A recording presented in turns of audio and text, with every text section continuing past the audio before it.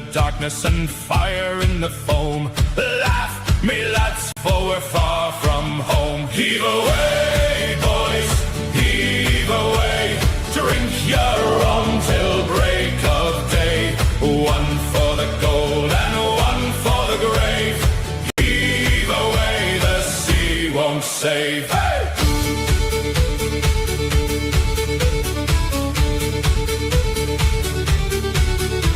There's tar on the rope and the wind in the sail. Half this crew looks bound for jail.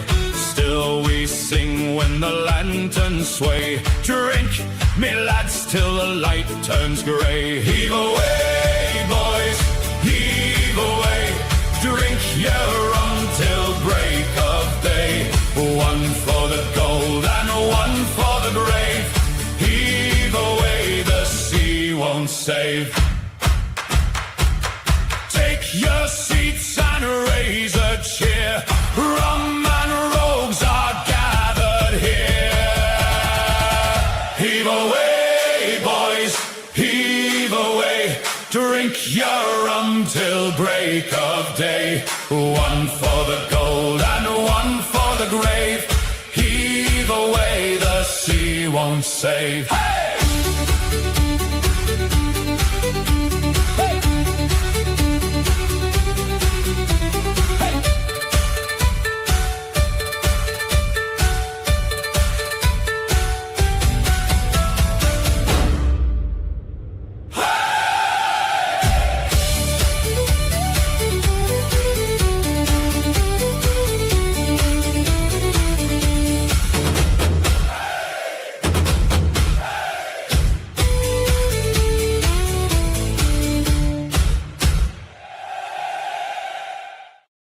Good evening.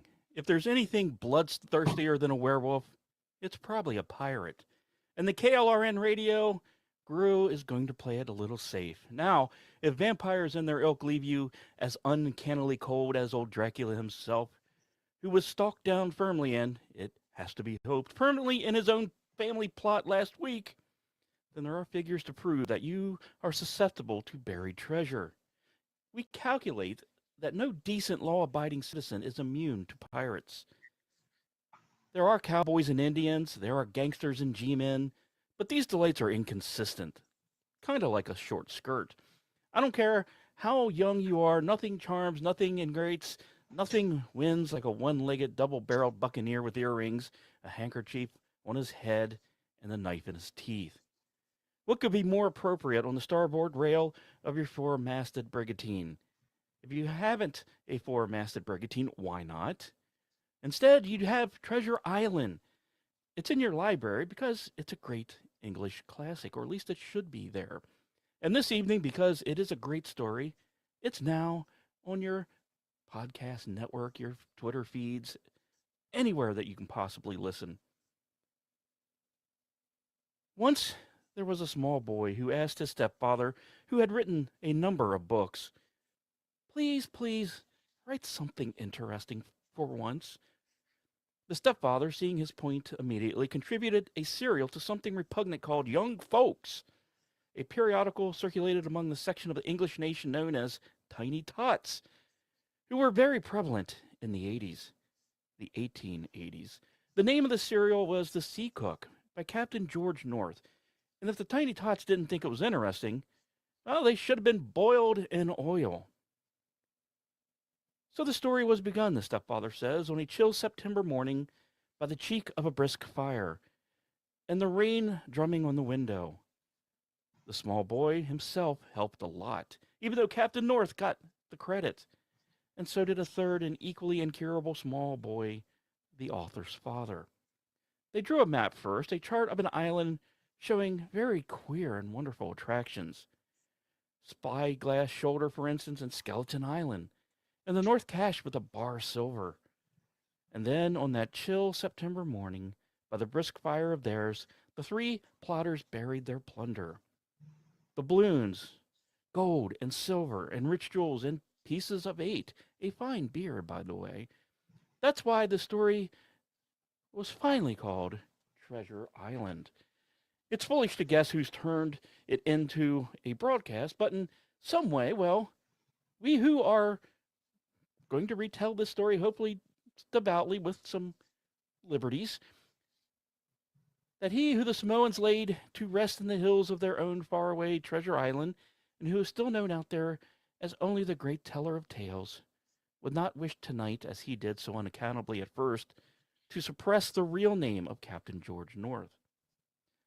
Now, the small boy, of course, should have been decorated. It's a better world because he asked for something interesting. But then he was lucky. There are millions and millions of small boys out there. For this is Treasure Island by Robert Louis Stevenson, and it is being brought to you tonight by our dear friends over at Wilmuth Farms. Good evening, listeners. This is Ernest Wilmuth speaking. Tonight, the KLRN players invite you to set sail on one of the great adventure tales of all time, Robert Louis Stevenson's Treasure Island. Some months ago, the growers of Wilmuth Family Turnips went looking for a fine springtime gift to share with all of our friends and neighbors. We found it in this story, first published in 1883, a thrilling tale of buried gold, bold voyages, treachery on the high seas, and the courage it takes to hold steady when the map runs dark. For generations, Treasure Island has stirred the imaginations of young and old alike, carrying readers from quiet hearts to the rolling decks and far-off shores. And tonight, we are proud to bring you this as our springtime offering. This presentation comes to you with our sincere thanks for your kindness and patronage through the seasons gone by, and with the hope that tonight's performance may bring a bit of adventure to your home without any of the inconvenience of mutiny or sea spray. But it's more than that, because whether a man makes his living behind a ship's wheel or behind a plow, he knows the value of wholesome food, steady hands, and a well-stocked table. It used to be thought that terms were meant only for hearty winter suppers, but really, that isn't so at all. Springtime brings its own appetites, and families like to keep plenty of good roots and turbers on hand for crisp salads, a savory mash, or piping hot dishes ready in a jiffy after a long day's work or play. Why, even the most weathered sailor might be improved by a proper serving of turnips, though we make no promises about his singing voice. There's health and happiness in good turnips, and your grocer has Wilmuth's turnips, all 23 of our delicious varieties, fresh from the fields and fit for every table from Grover's Mill to the Spanish Main. And now for the KLRN Players presentation of Treasure Island, brought to you by Wilmuth Family Turnips.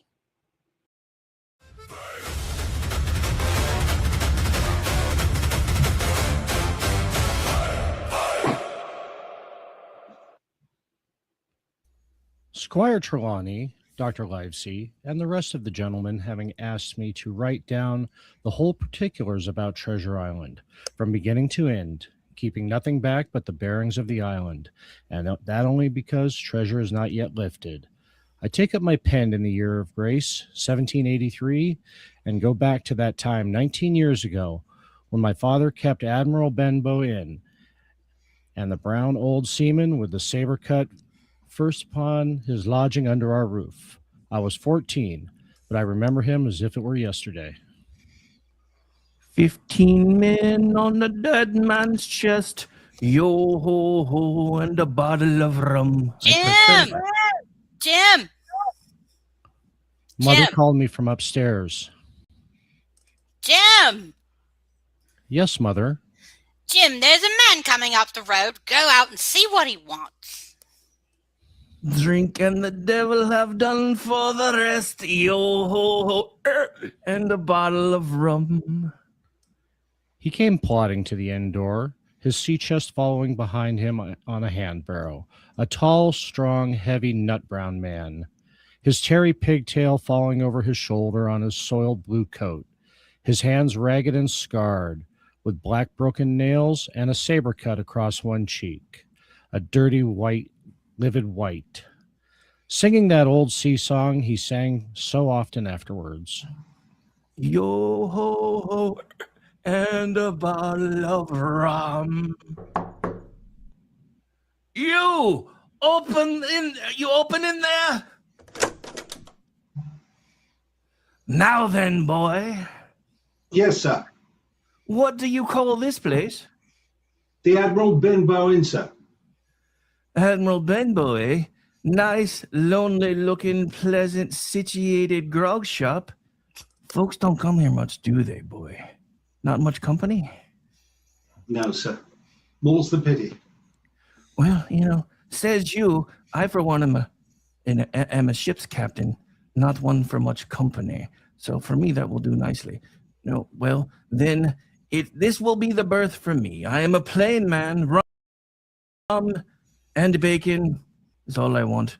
Maybe a mint julep from time to time. And that head up there for to watch ships off. I've a mind to stay here a bit. Here you, matey, with the wheelbarrow. Bring up alongside. Help up my chest. You too, boy. It's heavy. Yes, sir. Call me captain, boy. Captain. I am Yes, a captain.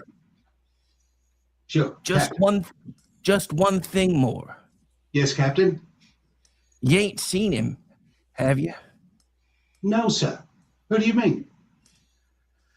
Along the road, maybe. You might see him somewhere. You can't tell.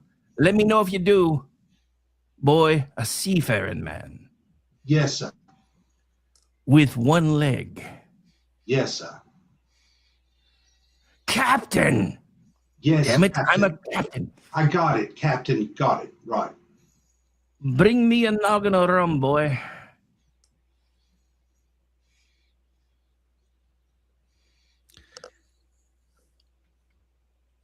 And so he came to live under our roof. We never knew his name. We called him the captain. He was a very silent man by custom. All day he hung around the cove or up on the cliffs with a brass telescope, staring out at the sea.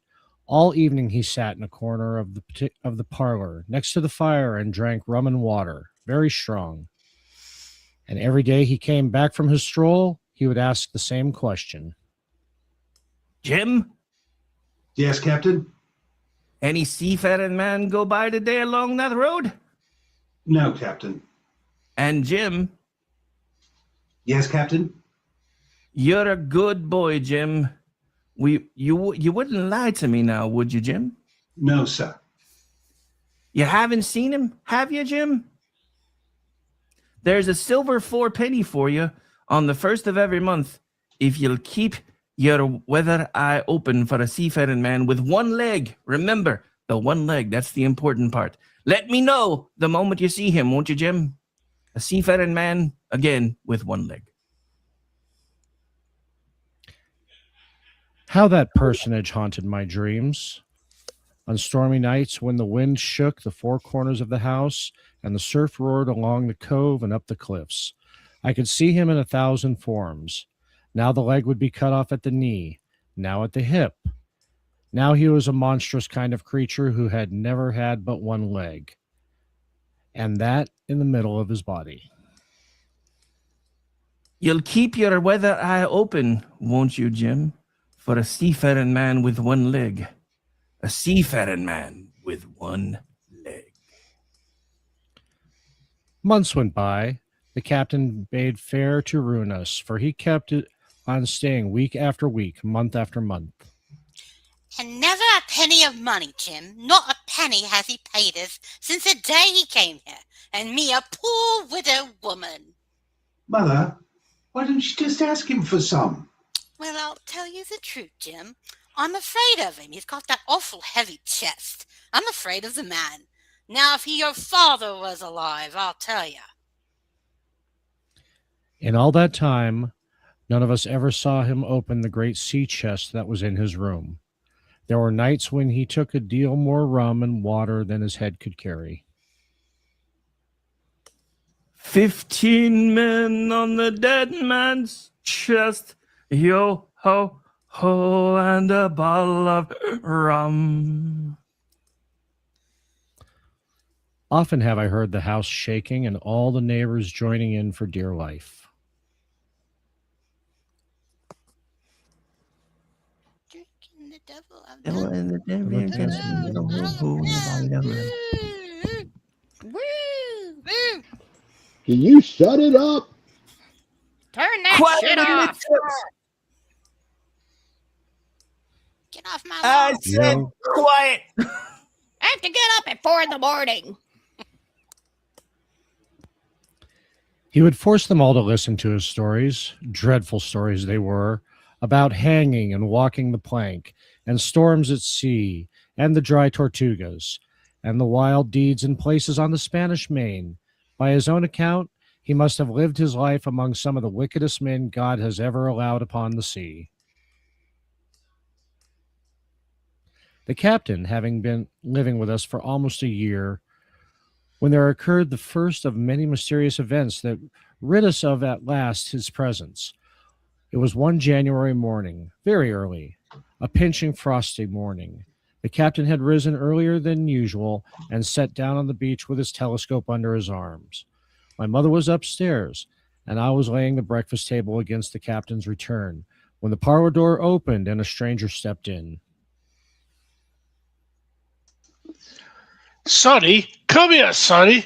Is that my table for my mate Bill? I don't know you, mate Bill.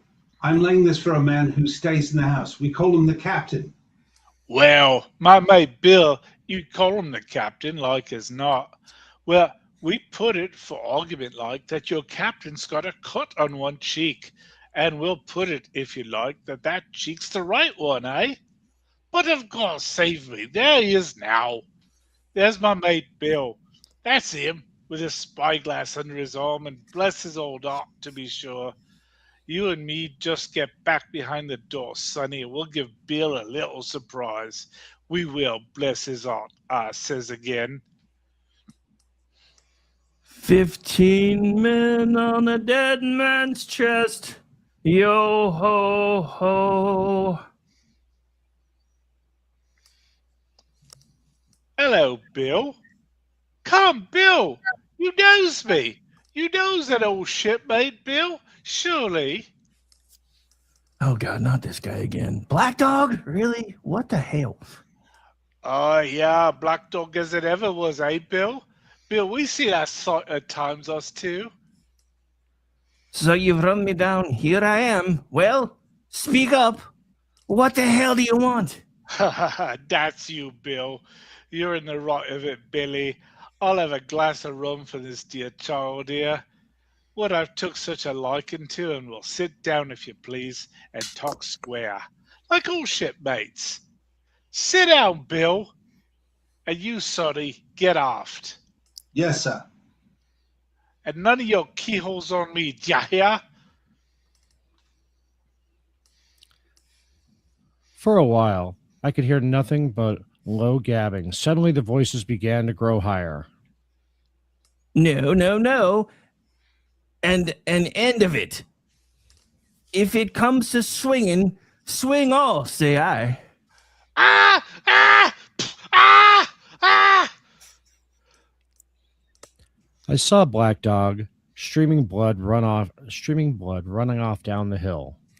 Presently, the captain returned, alone. Jim, give me some of that rum. Captain, are you hurt? I must get away from here. Get away. That's what. I must get away, and I must do so now. What's happened, Jim? What's happened? You say it's the captain, eh? It's the captain. Oh, dearie me, what a disgrace. Can you smell that? Do you smell that? I've been afraid of something like this ever since he came into the house with that old heavy chest of his. I got the rum and tried to put it down his throat, but his teeth were tightly shut and his jaws were strong as iron. An hour later, our friend Dr. Livesey came. Doctor, what shall we do? Do you smell that? Where is he wounded, Doctor? Wounded? Fiddlesticks end. No more wounded than you or I. This man had a stroke.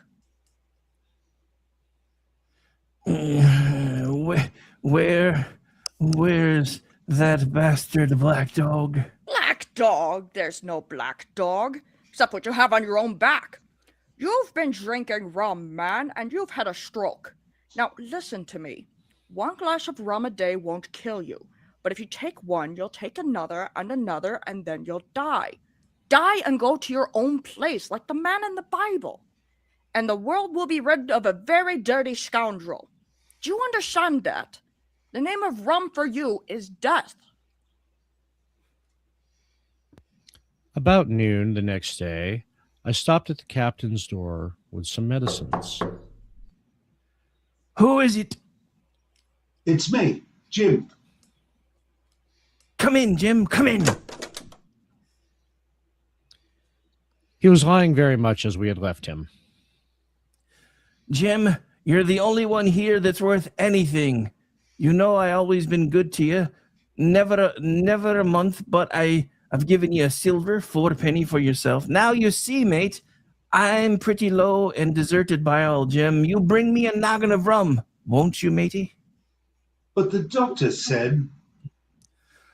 Doctors? Damn the doctors. Doctors is all swabs. If I don't have a drain of rum, Jim, I'll have the horrors. I seen some of them already. Seen old Flint in the corners there. Behind you as plain as print. I seen him, Jim. I'll give you a golden guinea for a noggin. When I brought it to him, he seized it greedily and drank it out. Aye, that's some better sure enough. Now, matey, did that doctor say how long I was to lie here in this old berth? Why, a week at least. Thunder, a week? I cannot do that. They've had the black spot on me by then. The lubbers has gone about getting the wind of me. This blessed moment, lubbers is couldn't keep what they got. They want to nail one another's. It's to me old sea chest, Jim. The thing they're after. They'll tip me the black spot. I know it. I was first mate. I was old Flint's first mate, and I'm the only one who knows the place he buried it. He gave it me at Savannah, where he lay a-dying. Well, what's the black spot, Captain? A summons from old Flint's crew. A summons and them as gets it. Jim is lucky when they're dead. So, a week went by, and then about 3 o'clock of a bitter, foggy, frosty afternoon, I saw someone drawing slowly near along the road. He was plainly blind, for he tapped before him with a stick, and he wore a great green shade over his eyes and nose, and he was hunched, as if with age or weakness, and wore a huge old tattered sea cloak with a hood. Go on, Christian friends, take pity on a blind mariner who lost his precious sight of his eyes in the gracious defence of his native country, England. And God bless King George. Where or in what port of the country he be now? You're at the Admiral Benbow Inn, sailor. Eh?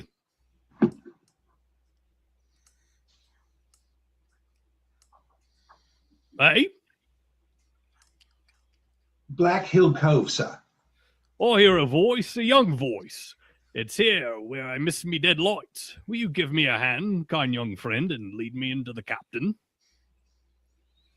I held out my hand, and the horrible, soft-spoken, eyeless creature gripped it in a moment like a vice. Now, boy, take me to the captain. Sir, upon my word, I dare not. You had me. Take me in straight. Ow! Will you take me to the captain? Yes, sir. Good. And when I'm in view, say to him, "Is your friend to you, Bill Bones? If you don't, I'll twist your arm right off your body. Do you hear?" Yes, sir. Ow! It's your pattern, I damn you. Now march forward. Here's a friend for you, Bill Bones. Now, Bill, sit where you are. Business is business, and hold out your left hand, Bill. Boy, take his left hand by the wrist and bring it near to my right. Here's a little bit of paper for you, Bill Bones. Now that's done, I'll be going. Goodbye, Bill. Goodbye.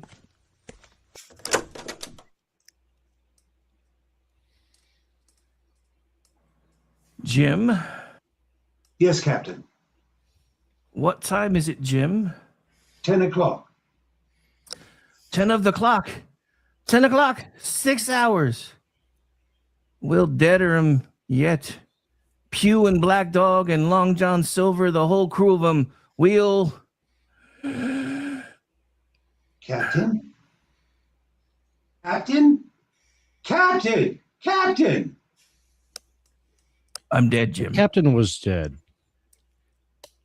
And there we were, my mother and I, a woman and a boy of 14, alone at night in the house with the dead captain's body on the parlor floor. He owes his money, he does. A whole year, never a penny from him. And me, a poor widow. And you smell that, right? You do, you smell that. I smell it. But Mother, if Black Dog comes back, or the blind man... Oh, Black Dog fiddlesticks. There's something in that old chest of his upstairs that's rightfully mine. And we'll have that chest open if we die for it. Mother? Close the blinds, Jim. We don't want anybody watching us from the outside. We have to get the key off of him. Look, Mother, look! On the floor, close to the dead man's hand, there was a little round of paper, blackened on one side. The black spot!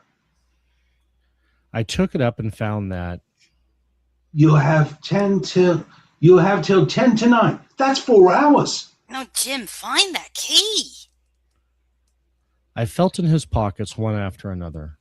Perhaps it's round his neck. Tear open his shirt. You know, yeah, go ahead, tear open his shirt. There, sure enough, hanging by a tarry string, we found the key. Then my mother got a candle in the bar.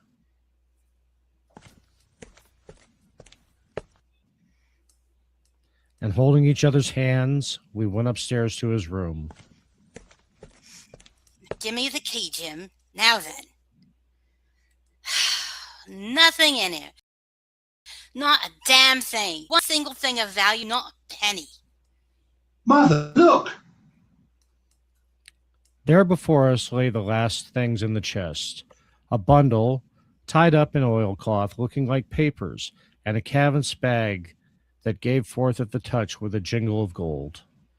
Do you see him, Jim? I knew he'd find it, but I'll show these rogues that I'm an honest woman, or have me do, and not a farthing more. Here, Jim, hold this bag. The coins were of all countries and sizes, doubloons and louis d'or, and guineas and pieces of 8. Mother! What is it, Jim? Mother, listen!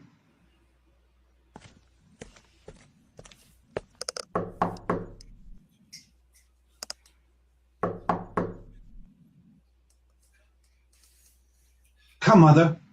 Mother, take the whole, and let's be gone. No, I'll have me do, Jim, and no more. But, Mother, you heard him. That was the blind man. I know what I'm doing. I know me rights. But, Mother, you don't know. Oh, dear. I'll take what I have. And I'll take these papers. Quick, Mother, quick! Take my hand. Next moment, we had opened the door and were in full retreat towards the village. Look, Jim, over the hill. There they come. Run, Mother! Mother, run! Oh, Jim, I'm going to faint. I'm old now, Jim. Hold on. Oh, Jim, take the money and go Mother! on. Mother! She had fainted. I managed somehow to drag her down the bank into the shadows of the ditch.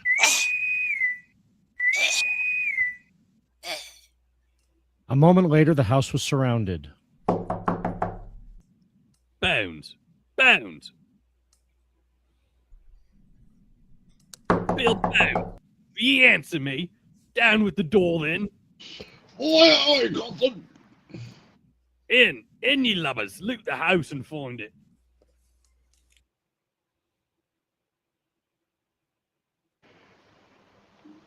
Bill's dead! Hey, Pew. Bill's dead. Fetch him. ye shrieking lobbers, and the rest of ye, aloft and get that chest. I want the rum. It was a good thing my mother had fainted, or she would have had to have watched with me while our poor house was pulled apart and smashed. Whatever it was they were after, they did not find it. Well, is it there? The money's there. Jim, what is it? What is it? What are they after? The map, Mother. Flint's map. Ah, shit. Hey, Pew, there's the signal. Scary me, lads. Hold on, ye snakes, it's in the house. You know it. Shiver me so if it had me eyes. The signal, Pew. The signal. The Ye plane. Ye had your hands on hundreds, on thousands. Are you giving up now? You'd be as rich as kings if you'd find it. You'd know it's there. You stand there skulking. There wasn't one of your dread-faced Bill, and I did it, a blind man. I'm here to lose me chance for you, to be a poor crawling beggar sponging for rum when I might be rolling in a couch if you had a plug of a Weevil sea biscuit among the lot of ye. That's the last signal.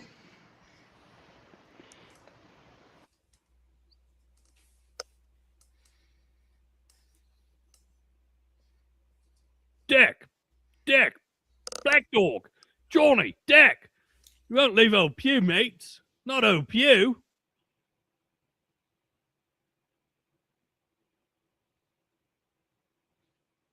Johnny, Black Dog, don't leave old Pew. Don't. Sorry, mate. You're in And the they pick- end. When they picked him up, he lay there on the road on his side. Pew was stone dead. The horsemen, as it turned out, were revenue officers, and some news of a strange lugger in Kit Hole they had set forth that night in our direction. They took my mother to a neighbor's house. Well, Hawkins, they got the money, you say? Well, what in fortune were they after? More money, I suppose. No, Sergeant, not money. I think, in fact, sir, I believe I have the thing in my breast pocket. And to tell you the truth, I should like to put it in safety. To be sure, boy, quite right. I'll take it. I thought perhaps Dr. Livesey? What? Oh, yes, Dr. Livesey. Perfect right. A gentleman and a magistrate, Dodger. Yes, sir. You have a good horse. Take this lad up behind you. Yes, sir.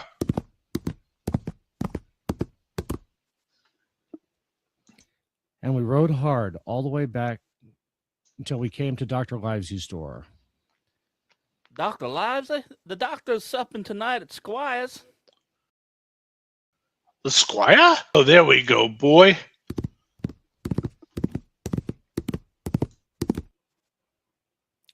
We arrived at the squire's. He rose to meet us, very stately and condescending. Come in, gentlemen. Good evening, Squire. Good evening, Dr. Livesey. Good evening to your friend Jim. What good whim brings you here? Then the officer stood straight and stiff and told his story. Sergeant, you're a very noble fellow, and this lad Hawkins is a trump. Donald J? Or that? No, never mind. I perceive. Hawkins, ring that bell. The sergeant must have some ale. Make There the you hotel go. business great again. And so, Jim, you have that thing they were after, have you? Here it is, sir. You've heard of this Captain Flint, I suppose, Squire? Heard of him? Heard of him, you say? He was the bloodthirstiest buccaneer that sailed. Blackbeard was a child to Flint. The Spaniards were so prodigiously afraid of him that I tell you, sir, I was sometimes proud he was an Englishman. What interests me is, has he money? Money? What are the villains after but money? That we will soon know. What I want to know is this. Suppose we have here in my pocket some clue where Flint buried his treasure. Will that treasure amount to much? Amount, sir? It will amount to this. If we have the clue you talk about, I'll fit it out to ship in Bristol Dock and take you and Hawkins here along, and I'll have that treasure if I search a year. Very well. Now, if Jim is agreeable, we'll open the packet. A map of an island with latitude and longitude. Writing. Tall tree, spyglass shoulder. Bearing a point to the north of northeast. Skeleton Island, southeast by east, 10 feet. The bar silver is in the northern cache. Livesy, you'll give up this wretched practice at once. Tomorrow I start for Bristol. In 3 weeks' time, 3 weeks? 2 weeks, 10 days, we'll have the best ship, sir, and the choicest crew in England. Hawkins shall come as a cabin boy. You, Livesy, as ship's doctor. I am Admiral. I'll go with you, Squire. So will Jim, and he'll be a credit to the undertaking. There's only one man I'm afraid of, though. Well, who's that? Name the dog, sir. Well, you, sir, for you cannot hold your tongue. In a few moments, we shall be bound for Treasure Island with Dr. Livesey, Squire Trelawney, and of course, Jim Hawkins. We pause now for some awesome KLRN radio players commercials and the song. We will be back live with the play in about 7 minutes. This is KLRN Radio. Hello, friends. Big Dick Dickens here. I want to thank you for tuning in to this very special production of Treasure Island by the KLRN Players. We here at Dickens Cider are proud to be a sponsor of tonight's production.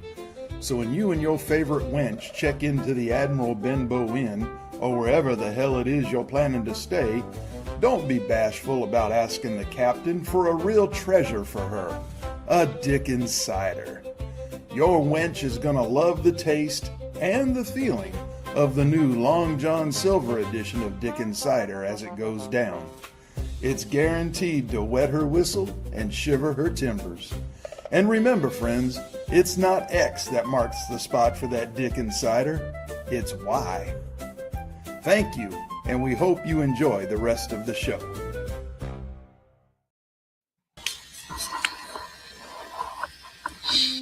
When life grows difficult, the wise turn to Old Domershire Reserve, made in the rolling green hills of Domershire and aged to a state of almost suspicious serenity. Old Domershire Reserve is the cheese known across the realm for its rich flavor, mellow finish, and remarkable ability to make even the most urgent concerns feel. Whether at table by the fire or aboard a ship with nowhere pressing to be, Old Domershire Reserve brings comfort to troubled souls and a certain mellow ease to the voyage. 1 bite, and the day improves. 2 bites, and your trouble seems further away. 3 bites, and you may find yourself smiling at a chair for no particular reason. Old Domershire Reserve, uncommonly smooth, questionably soothing, and best enjoyed when there's absolutely nothing important left to do.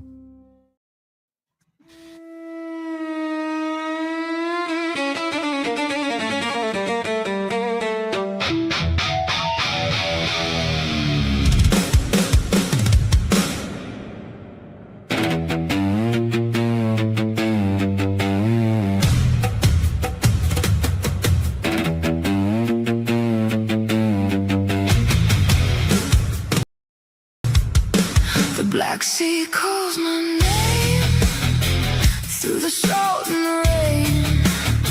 I feel the pull again.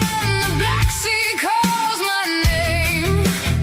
The dark rolls through my veins like fire without flame. I know I won't turn back. The black sea calls my name.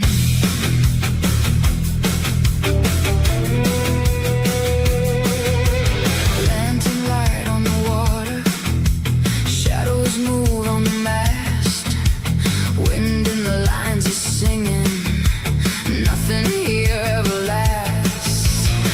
faces glow in the half-light. Rum on the breath and tongue. Somebody laughs too softly, like they know what will become. Maps on the table shaking, gold in my light fever. Every man wears a smile, every smile hides a clear. Footsteps crossing the midnight, one hand close to a blade. No one says what they're thinking, still the wager has been made. The Black Sea calls my name, through the salt and the rain. I feel the pull again. The Black Sea calls my name. The dark rolls through my veins, like fire without flame. I know I won't turn back. The Black Sea calls my name.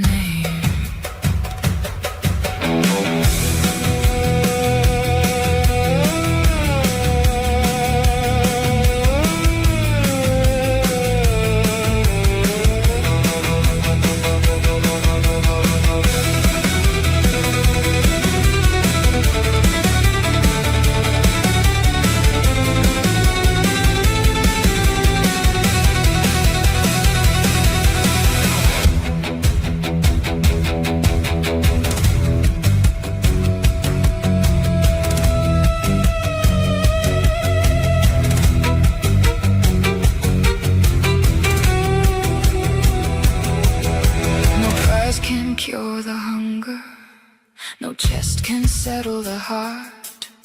One takes the soul in pieces and tears the will apart. Still when the sky goes violent, still when the deck turns wild, something beyond the horizon calls to the beast inside. The Black Sea calls my name, through the salt and rain. I feel the pull again. The Black Sea calls my name. The dark rolls through my veins, like fire without flame. I know I won't turn back. The Black Sea calls my name. Black Sea call my name.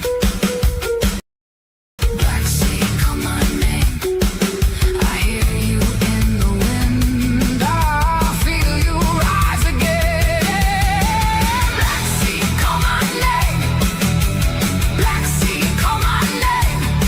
No shore can quiet this. No shore can make me change.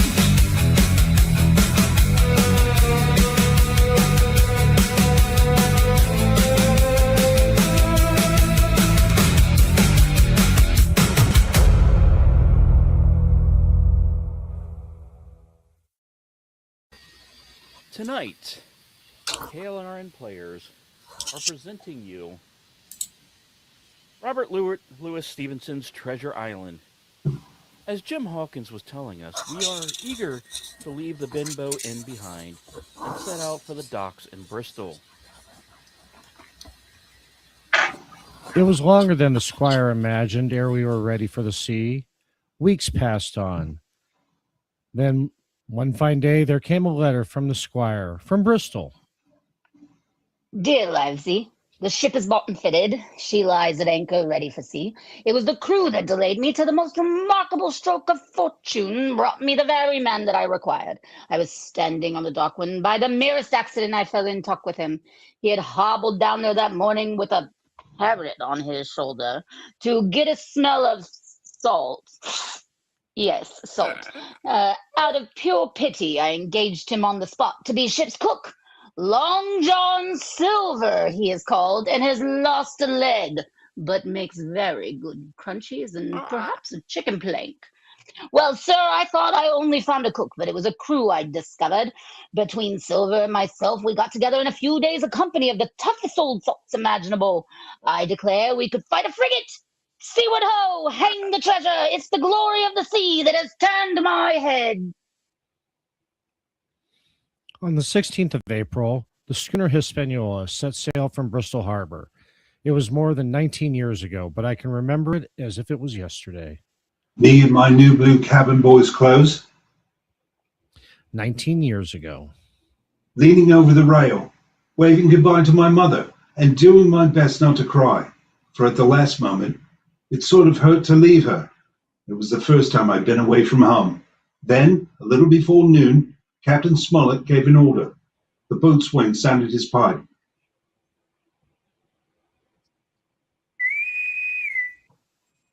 And the crew began to man the capstan bars. Soon the anchor was shored up. Soon it was hanging dripping at the bows. Soon the sail began to draw, and the land of the ship by the slip on either side. The Hispaniola had begun her voyage to the Isle of Treasure. On the second day out, I made the acquaintance of our one-legged ship cook, Long John Silver. Hey there, boy. Come on in. Come on into Long John's galley.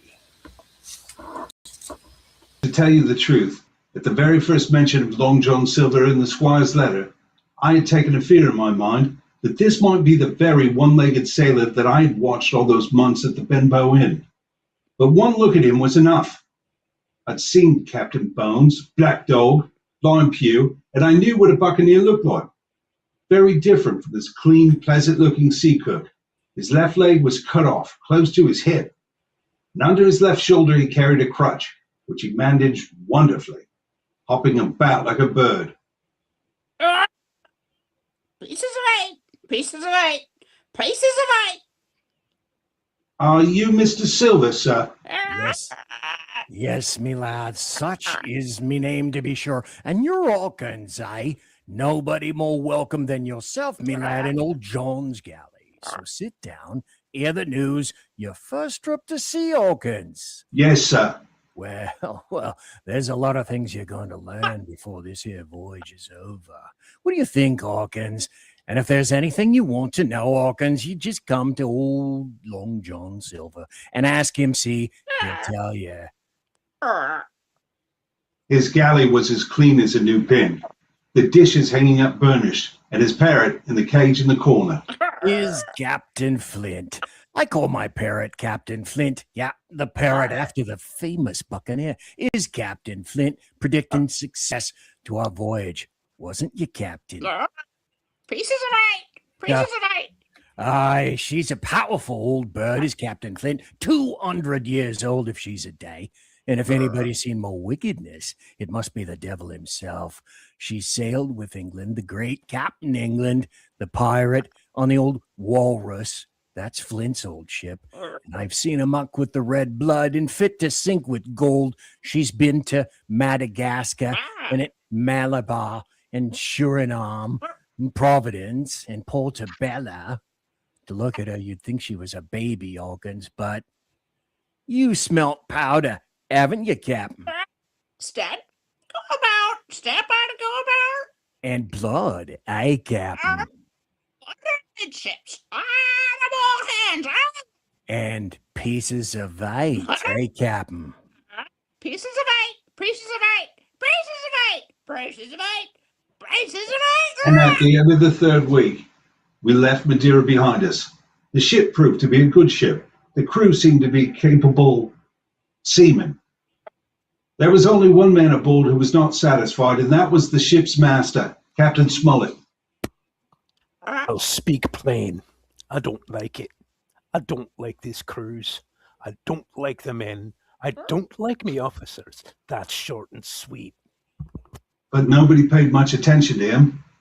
Every man on board seemed well content. Double grog was served at the least excuse. There was duff on odd days, and always a barrel of apples standing broached in the waist for anyone to help himself that had a fancy. Never no good come of it yet.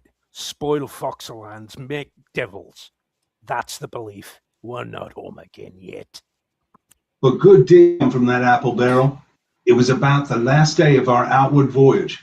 Sometime that night, or at least before noon of the morrow, we should sight Treasure Island.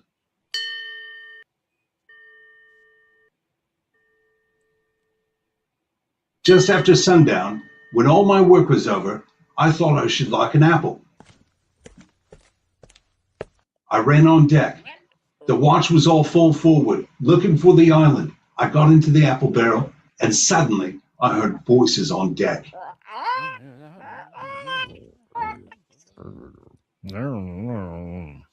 Grumble, grumble. Look out, barbecue. How long are we going to stand off in like a blessed bumboat? By thunder, I want to go into that cabin. I do. I really do. I want the pickles and wine and cheese and all that. How long? By the powers, last moment I can manage, and that's how long. How many tall ships, think you, have I seen laid aboard?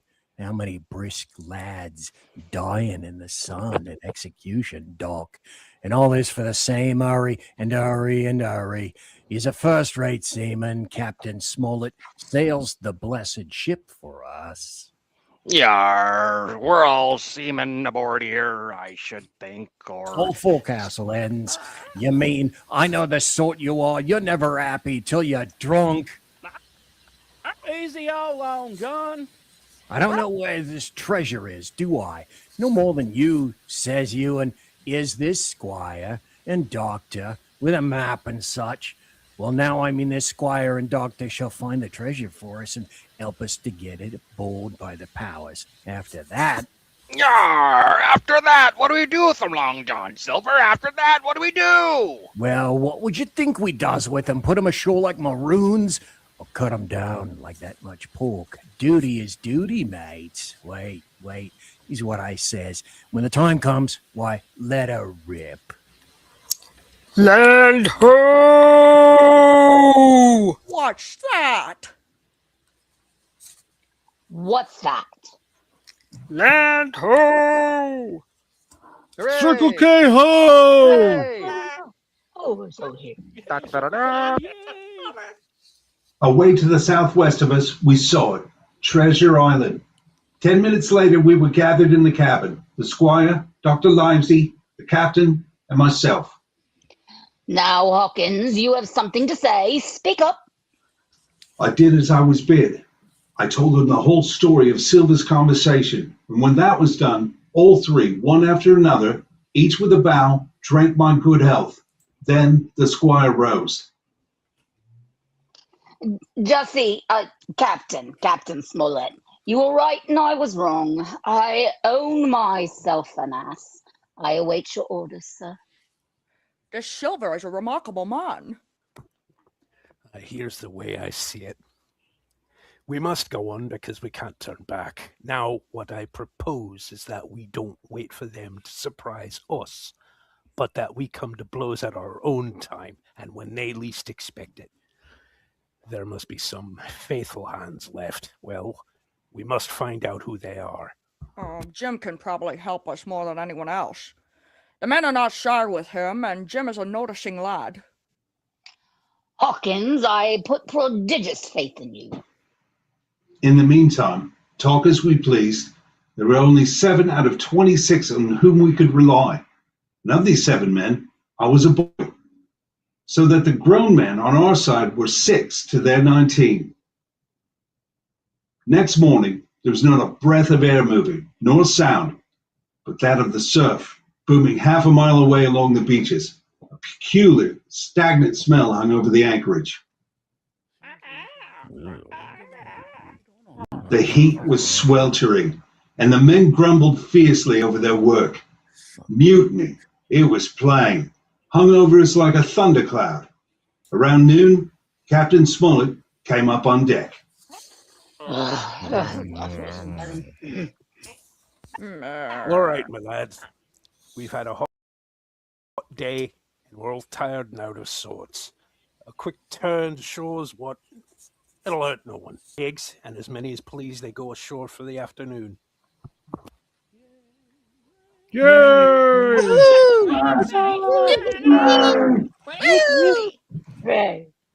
Andrew Lennox answered with his life. Norway! Hey, wait a bit, man. What's the hurry? John Silver suspected a trick. He hopped around the deck on his one leg. What's the hurry, I say? Wait a bit, will you, man? Soon, the party was organized. 6 fellows were to stay on board, and 13, including Silver, began to embark. Suddenly, I had a mad notion to go ashore too. In a jiffy, I had slipped over the side and crawled up in the foresheets of the nearest boat. No one took notice of me. The crews raced for the beach. No sooner had we touched the shore than I leaped out and plunged into the nearest thicket. Behind me, I could hear John Silver's voice. Hey, Jim, me boy, Jim, wait up, Jim. John Silver was quick at his work. 2 faithful members of the crew were murdered on the island that afternoon, only an hour after we landed. Ah! The second killing I saw with my own eyes, from where I lay hidden among the trees. Will you tell me you'll let me be yourself led away with that kind of a mess of swabs? Sure as God sees me, I'd sooner lose me hand than turn again me duty. Mate, it's because I think gold dust of you. Gold dust. John Silver, you're a mate of mine no more. If I die like a dog, I die in me duty. You've killed Alan, have you? Kill me too if you can, but I defies you. He started to walk away. Try this, then. Long John whipped the crutch out of his armpit and sent it hurling through the air. Ah! I'm melting! Oh, wait, wrong play. Last play. It struck him in the back and killed him. Then Silver brought out a whistle. It didn't wait. So I ran. I ran as I'd never run before.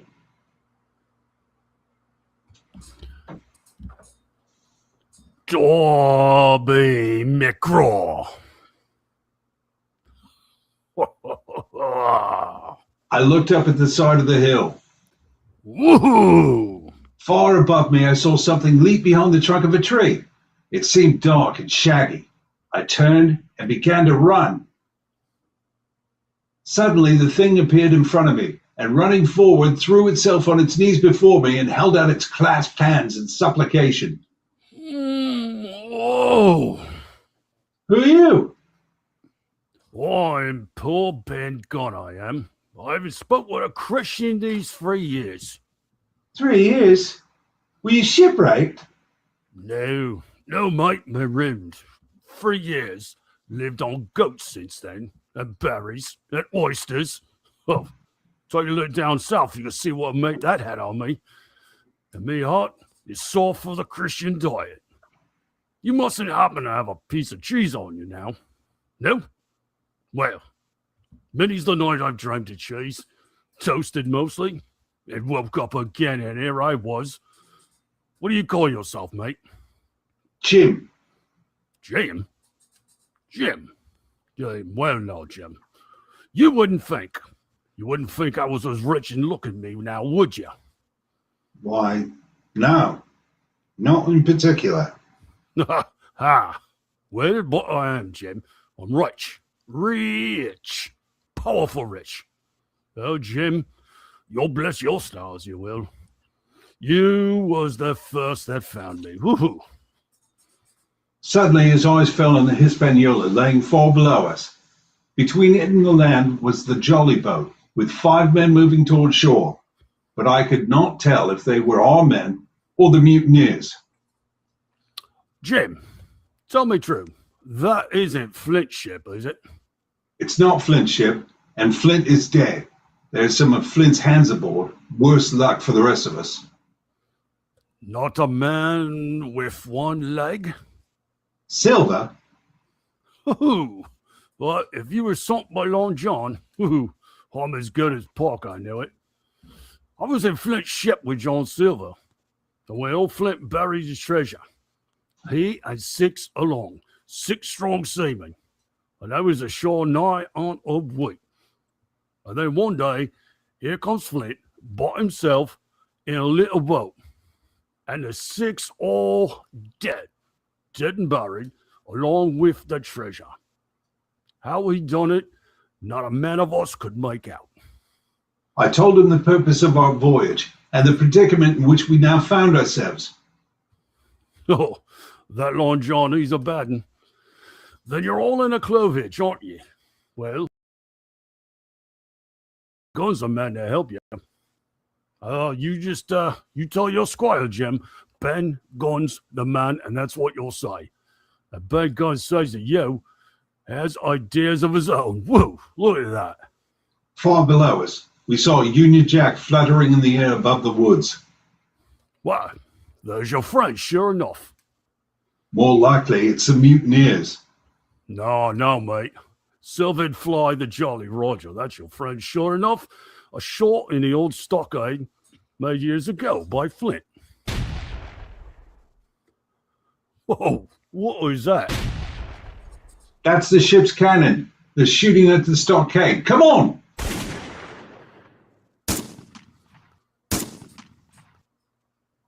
All right. Wait a minute, Jim. Wait.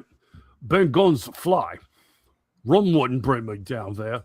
But remember, Jim, Ben Gunn's the man to help you. And when Ben Gunn is wanted, you knows where to find him.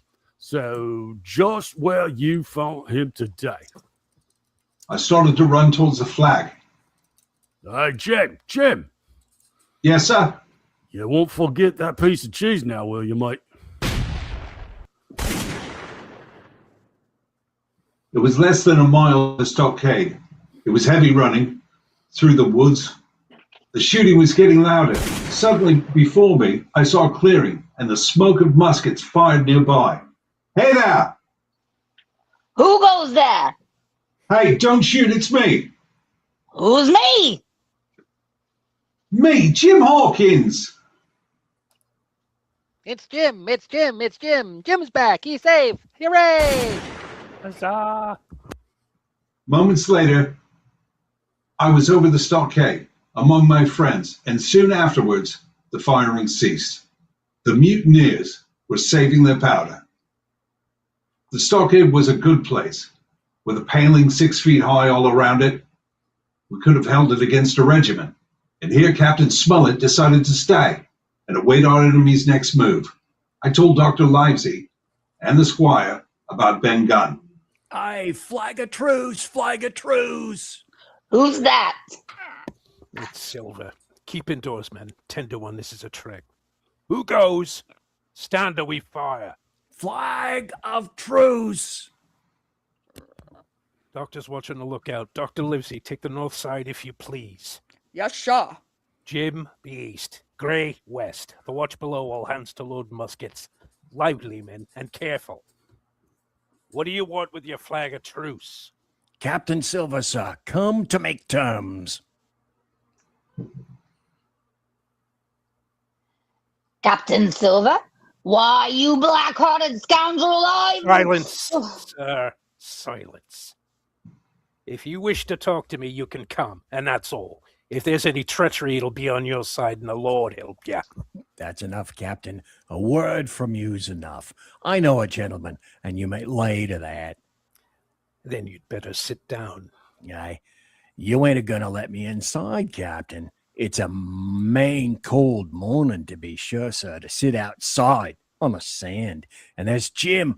Top of the morning to you, Jim. Why, there you're all together like an happy family in a manner of speaking. If you've anything to say, my man, you better say it. All right, you were, Captain Smollett. Duty's duty, to be sure. Well, here it is. We want that treasure. We'll have it. That's our point.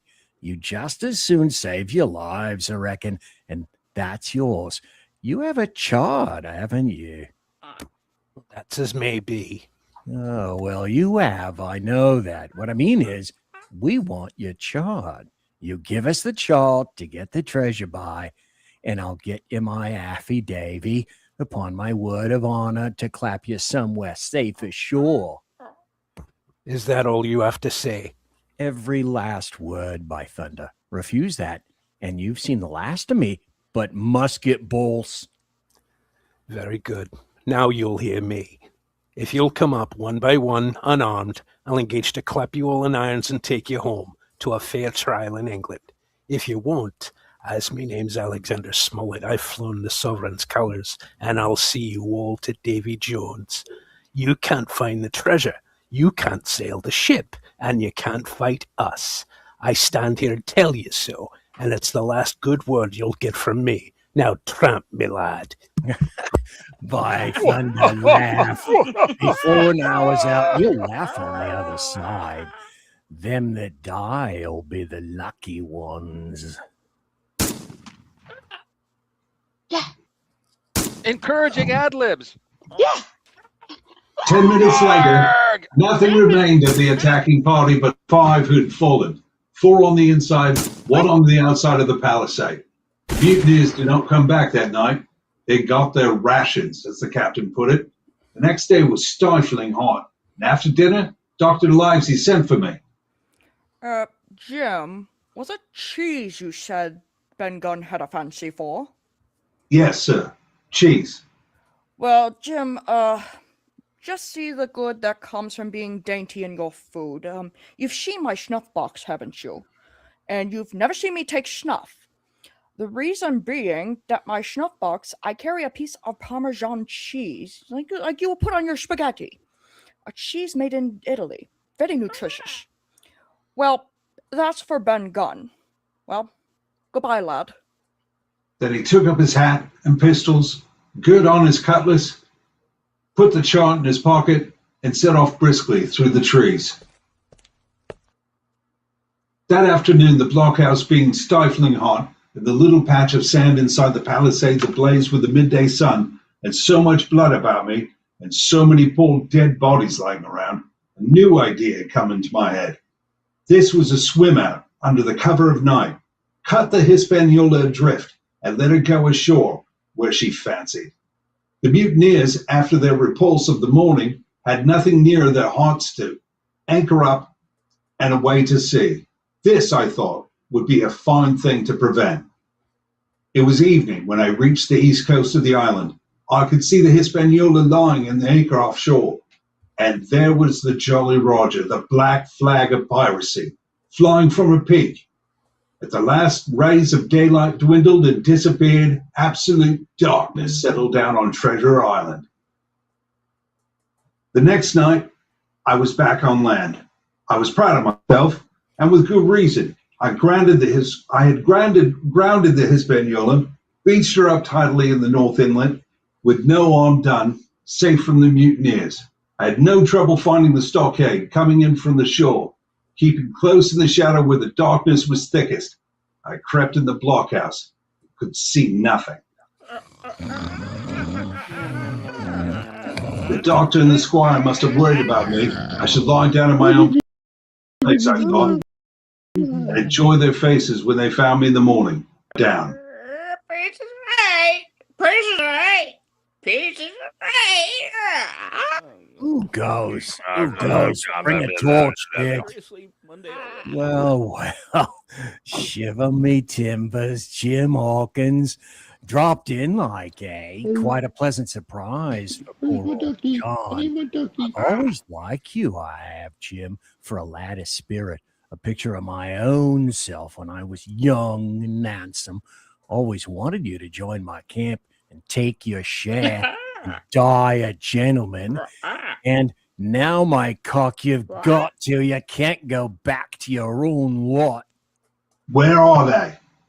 Now, where do you think, my son? Have you killed them? What do you think? Well, I'm not such a fool, but I pretty well know what I have to look for.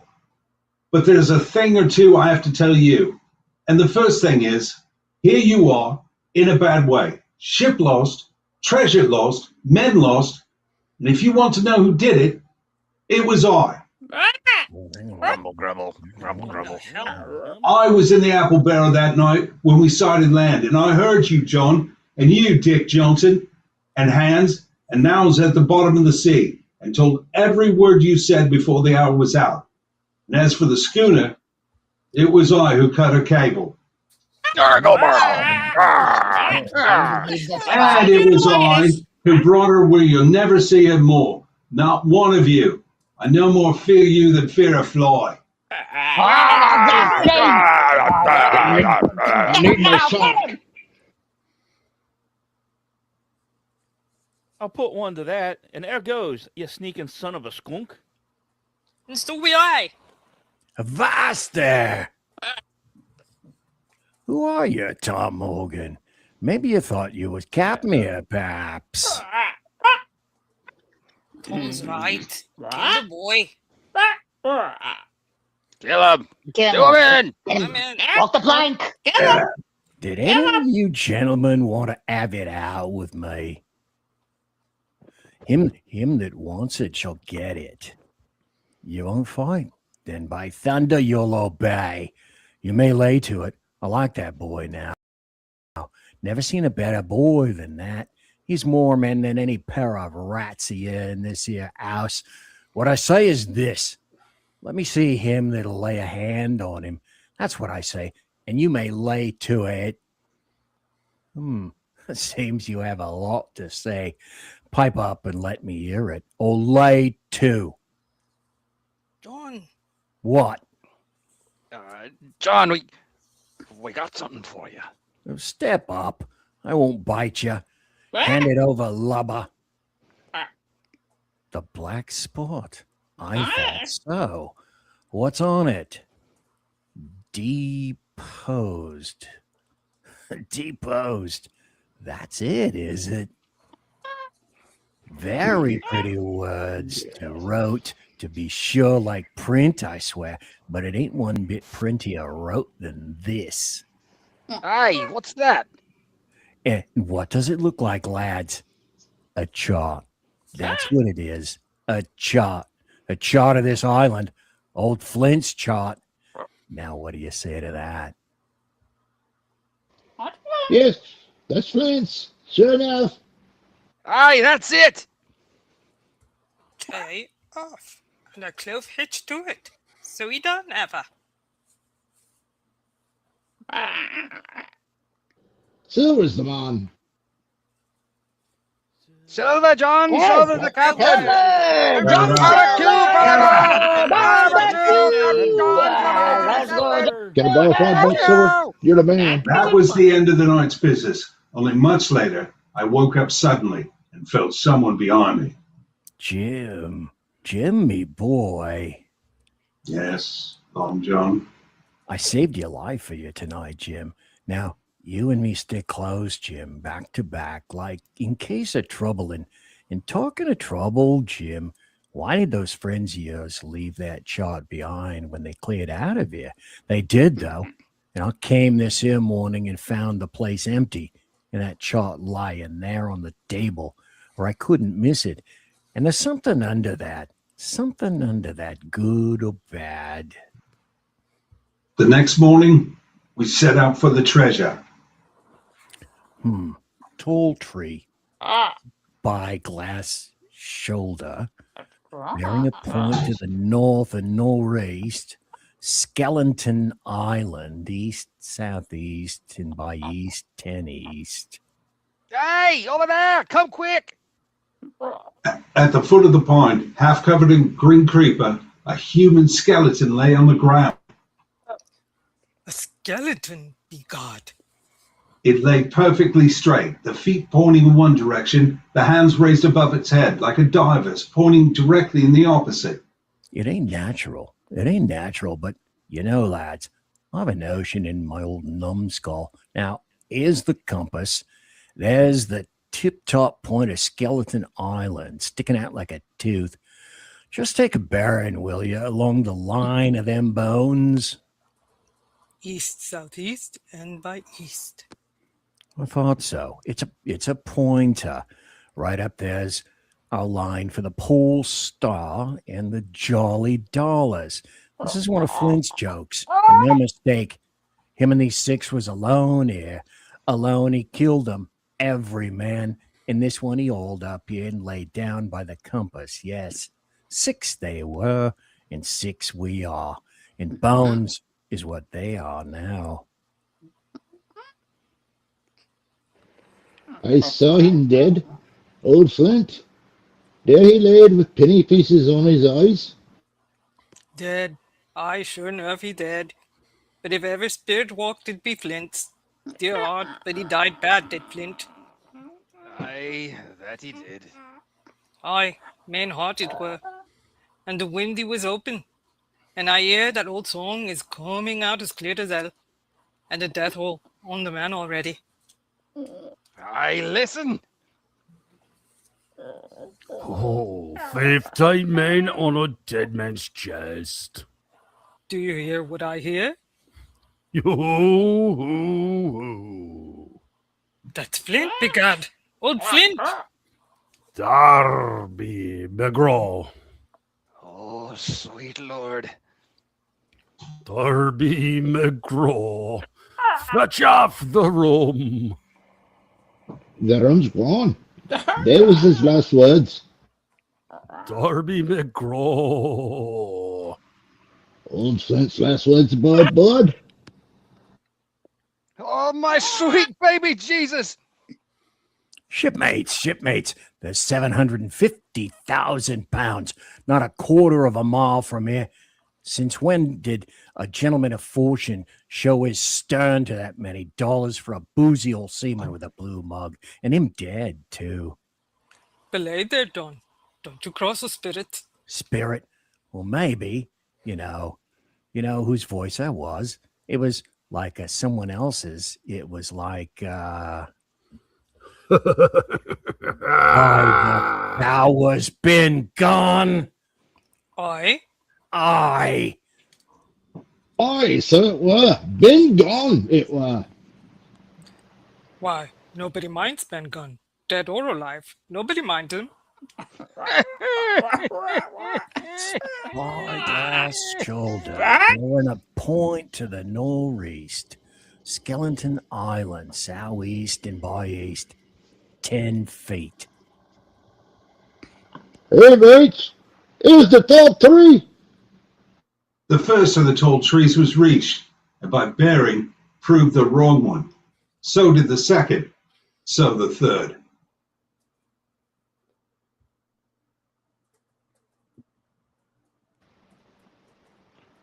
It is. Island John. Mary, it is.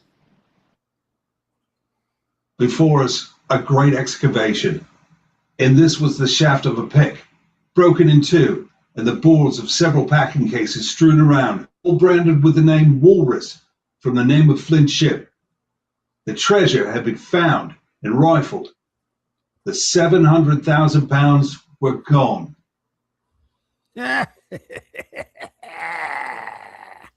We turned and saw above us, on the edge of the pit, Ben Gunn, Dr. Livesey, Gray, and the squire, all with muskets. The doctor's plan had worked. The pirates had fallen into a trap.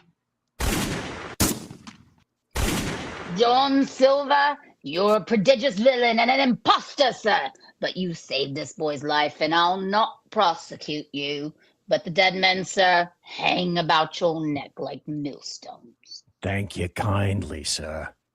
I dare you to thank me. It's a gross dereliction of my duty. Stand back.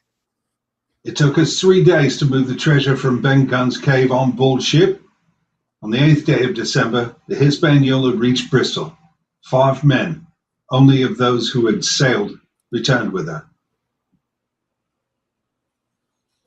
Well, that was 19 years ago. All of us had an ample share of the treasure and used it, wisely or foolishly, according to our natures. Captain Smollett now retired from the sea. As for Ben Gunn, he got 1,000 pounds, which he spent, or lost, in 19 days, for he was back to begging on the 20th. Damn it. Silver vanished on the voyage one night off the coast of Mexico, and we heard no more from him. The bar silver and all arms still lie. For all I know, where Flint buried them. And certainly they shall lie there for all time. Oxen and wain ropes would not bring me back again to that accursed island. And the worst dreams I ever have are when I hear the surf booming about the coast and start upright in bed, with the sharp voice of Captain Flint still ringing in my ears.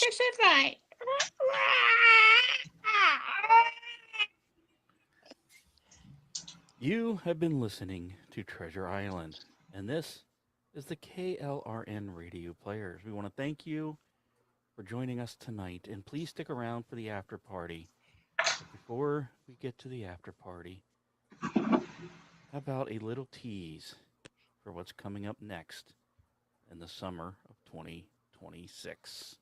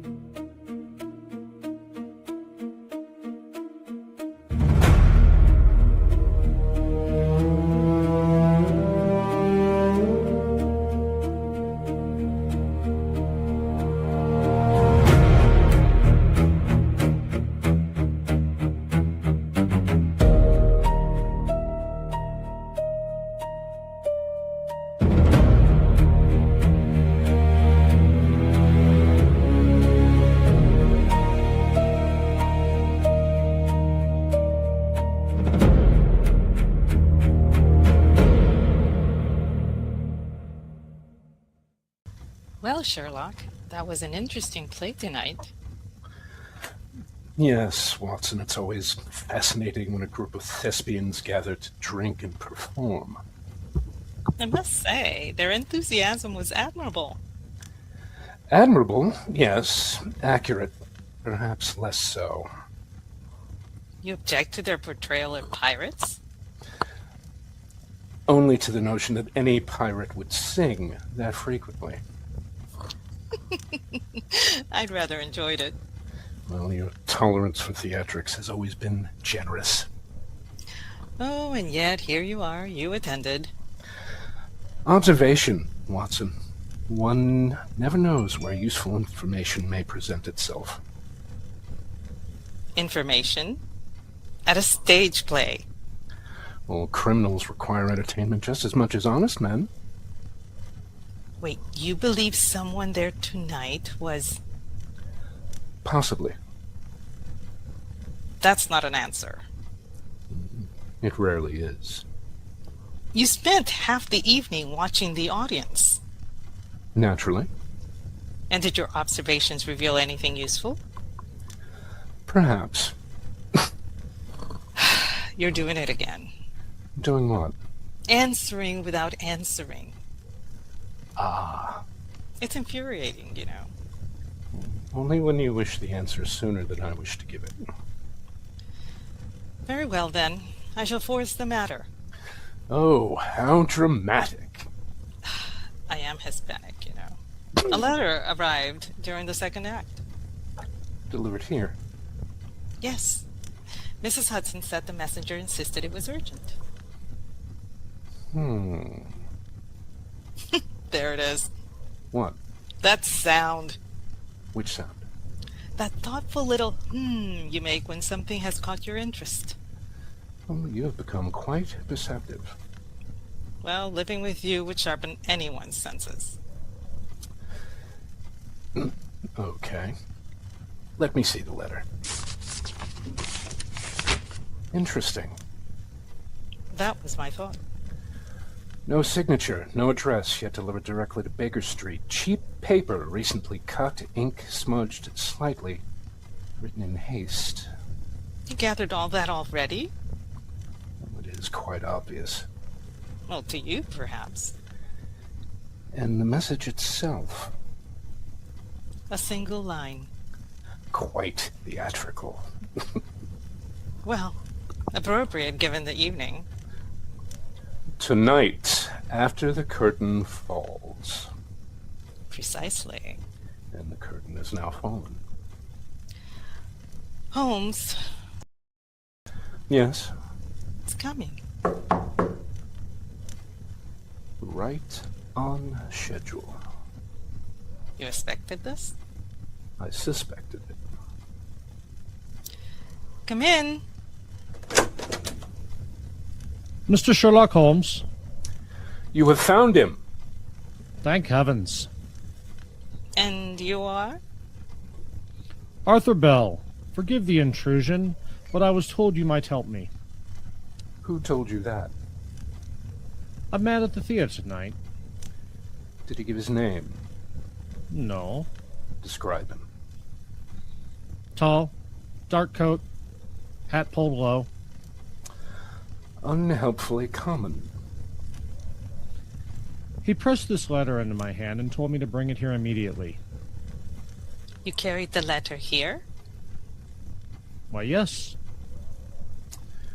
Tell me, Mr. Bell, were you frightened when he spoke to you? Oh dear, yes. Then the man achieved precisely what he intended. I do not understand. You were meant to come here. Am I in danger? Oh, almost certainly. Holmes. Accuracy, Watson. Another visitor? Would appear so. Evening. Good evening. Which of you would be Sherlock Holmes? I am. Oh, good, good, good. And you are? Someone delivering a message. Another message. Something like that? Well, we're waiting. Someone has gone to considerable effort to ensure you become involved in this matter. What matter? That doctor is exactly what we are about to find out. Ah. You sound pleased. Oh, my dear Watson. It would appear tonight's entertainment has only just begun. The game is afoot.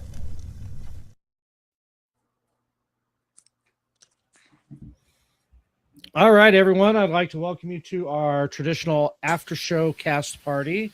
God, that was fun tonight. For those of you who joined us late, where the hell have you been? We just finished doing Treasure Island. It was fantastic.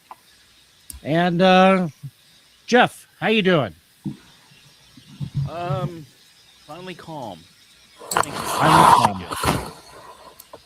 Okay, so for those of you who know, Jeff is our director, producer, and just all around sound effects. The one who puts this whole thing together right now. He is the heart and soul of the KLRN Playhouse. And how'd it go for you, Jeff? Oh, are you done shitting peach pits?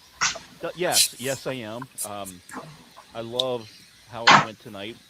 It was weird seeing us take it a little more serious tonight, which I really loved.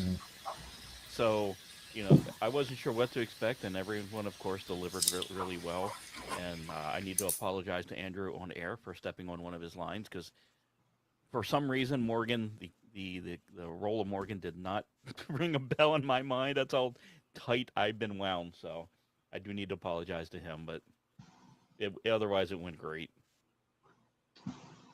Excellent. Yes, it did. It went fantastic. And Man, those were some tongue twisters in the narrator's lines, I'll tell you. But okay, you know what? Let's just start with the cast. The man of the hour, the lead of our play, Dave. Hello. Hi. How's it going? How you doing? I'm doing great. Thanks. Long-time listener. So, great job tonight. Thank you. Kind of still toggling over what voice you were finally going to end up with, and no, you did fantastic tonight. So thank you very much. Thank you. I appreciate that, and so did you. And he didn't. Robert Louis Stevenson did not write this to be done 100+ years later. That's for sure. It is tongue twistery for sure. Much less spoken out loud. Yeah, exactly. So, the copy's kind of hard to jump through because it doesn't seem like it goes in order or whatever. But I thought everybody did a great job and had a blast doing it. Excellent. Well, this was your first lead. Yeah, sorry. No, you did fantastic. No, you did great. No, I'm sorry. I'll write checks to you each individually after the after party. No, thanks. It was great. Jeff's right. I think we all took it a little bit more seriously, and I was looking for places to write jokes, and there's a couple of places where Jim gets cornered by pirates, and people are behind him, and those jokes write themselves, but nobody else seemed to be doing that, so I kind of let that go. It did feel we did. Go ahead, Jeff. I'm sorry. It did feel way more restrained than normal. Yeah. Well, I think that's material, though. It doesn't lend itself to ad-libbing in this when we're pretty much speaking 1880s dialogue. Yeah, Yeah, how do you tell a dick joke from 1883? I don't know how to do that. I mean, I tried to do a hard-on reference regarding oysters, but that was the biggest stretch I could make. I did a dramatic pause for semen, and that's about as close as I could come. I was able to fire off a Circle K, but yeah, that was I heard the Circle K. That was great. But it was it for being one of the ones that we've actually done it straight. I really enjoyed it. I think everyone did fantastic tonight, and we got to come up to our next one. Long John Silver, BZ. Is he still with us? Great. Wait a minute, let me see if He stepped out for dinner. I think he went to dinner. Okay, well, all right, BZ. When you listen to this later, you did an awesome Long John Silver. You were fantastic. That was the easiest casting ever. That He's that awesome. really was. We were joking about it before I dropped the cast list, and I said, "No, I got the perfect role for you." He's all the ship. I said, "Yeah, you got to make ocean breaking on the on the bow scenes for an hour and a half." And he's like, "Okay, I got it. I'm doing it." So, he was gold. He was unrecognizable. Yeah, no, he really was. I had to keep looking and go, "Who was playing Silver again?" And I cast the damn role. So, well, actually, that was what Jeff and I said. That's a no-brainer. So, when we were doing the casting. So, next one on the list, Captain Bones. I should have just Kevin Costner'd it. I could never land on an accent. And every time I opened my mouth, it came out different. I should have just done Kevin Costner playing Robin Hood and just talked about myself. Unlike other Bones, I can speak with a British accent. I thought it was kind of funny though, because it kind of lent a little bit of unexpected humor to it. Yeah. Yeah. That was I was like, because like everybody else, I only found a couple of places to try to work in something, and it was kind of light. I don't know who did it, but somebody, and I don't know if they did it on purpose or not, but at one point, I think it was when the character actually started taking over the narration, I could have sworn I heard Long John Silver right before he came in.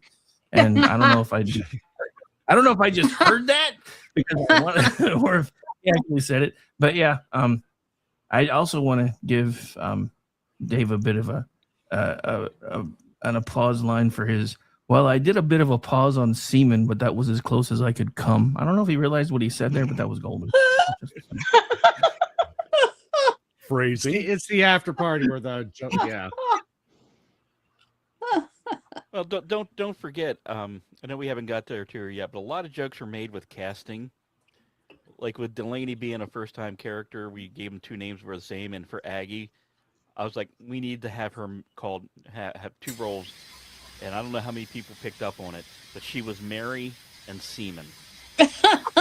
Oh, believe me, I got it. Thanks for that. Such a delightful seaman. Yeah, isn't she though? Okay, now we got to come down to my sister mother, Samantha. She's silent. How was it to actually Sam, play a female mother. role for once?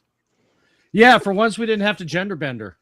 It was weird. Well, I was a chick last time too. Sorry, I was muted and I was talking and they're not hearing me. No, it was good. It was weird being your mother. I don't know. And I was Dave's mother too. It's kind of weird. Yeah, to be mine and Dave's mother simultaneously was odd. Yeah, kind of surreal. It was surreal. Yeah. She kind of Therapy on reminded the me, though. horizon. You know, I watched Yellowbeard before today, and I love Madeline Kahn, the mother in that one. So she's kind of like Madeline Kahn met My Fair Lady before she started talking like a lady. That's what she reminded me of. You're right. Yeah. No, you did great tonight. I have no words. You were just you fell right into it. It was weird. I know. I'm good at being a crazy mom who faints. I loved fainting. That was my favorite part. But did you have fun? Well. Yeah, it was fun. Yeah. Definitely fun. It always is.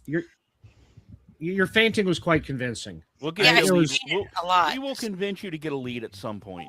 Oh, I don't know, guys, but that was really fun, and I just loved listening. And I usually kind of space out because that's who I am, and like a squirrel gets my attention, and I'm not looking at something. But this was such an interesting show to read while I was listening, and because I have, of course, we have scripts in front of us, and I was actually really engaged in the story. And to be fair, I was never a huge fan of Treasure Island, so I know, but I really enjoyed it. And part of it was BZ he could have been Long John Silver. He just sounded like him, and it was bizarre. It was kind of like, who is that? And it was just really good. I'm sorry, I don't know if Jen saw, but her voice, I don't know if she's got gravelly on purpose or if she's not feeling well, but you guys remember the Blue Goblin in Legend with the big ears and it's got that little voice and whatever? And you remember that movie? And it's like he's like the head of the goblins are trying to get her. She sounds like him to me, and I just That's so funny. No, I didn't plan on it. I don't even know if I've ever seen the movie, so that was really funny. I'm like, well, cool, whatever. It's so great, and it's just wonderfully kind of.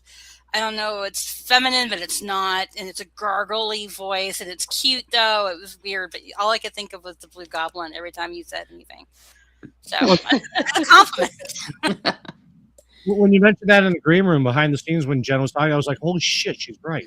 Right? It's like, I can't remember the line, but he's got all these great lines where he's rhyming, and it's and I'm like, oh my God, she sounds just like this goblin. I know. I think I'm tired. It's been a hell of a week. But no, that was fun. It was perfect. That's exactly what I needed after everything here in Virginia this week. I needed to laugh and be entertained. And you guys always come through every time, even when I am a guy. It doesn't matter. It's always fun.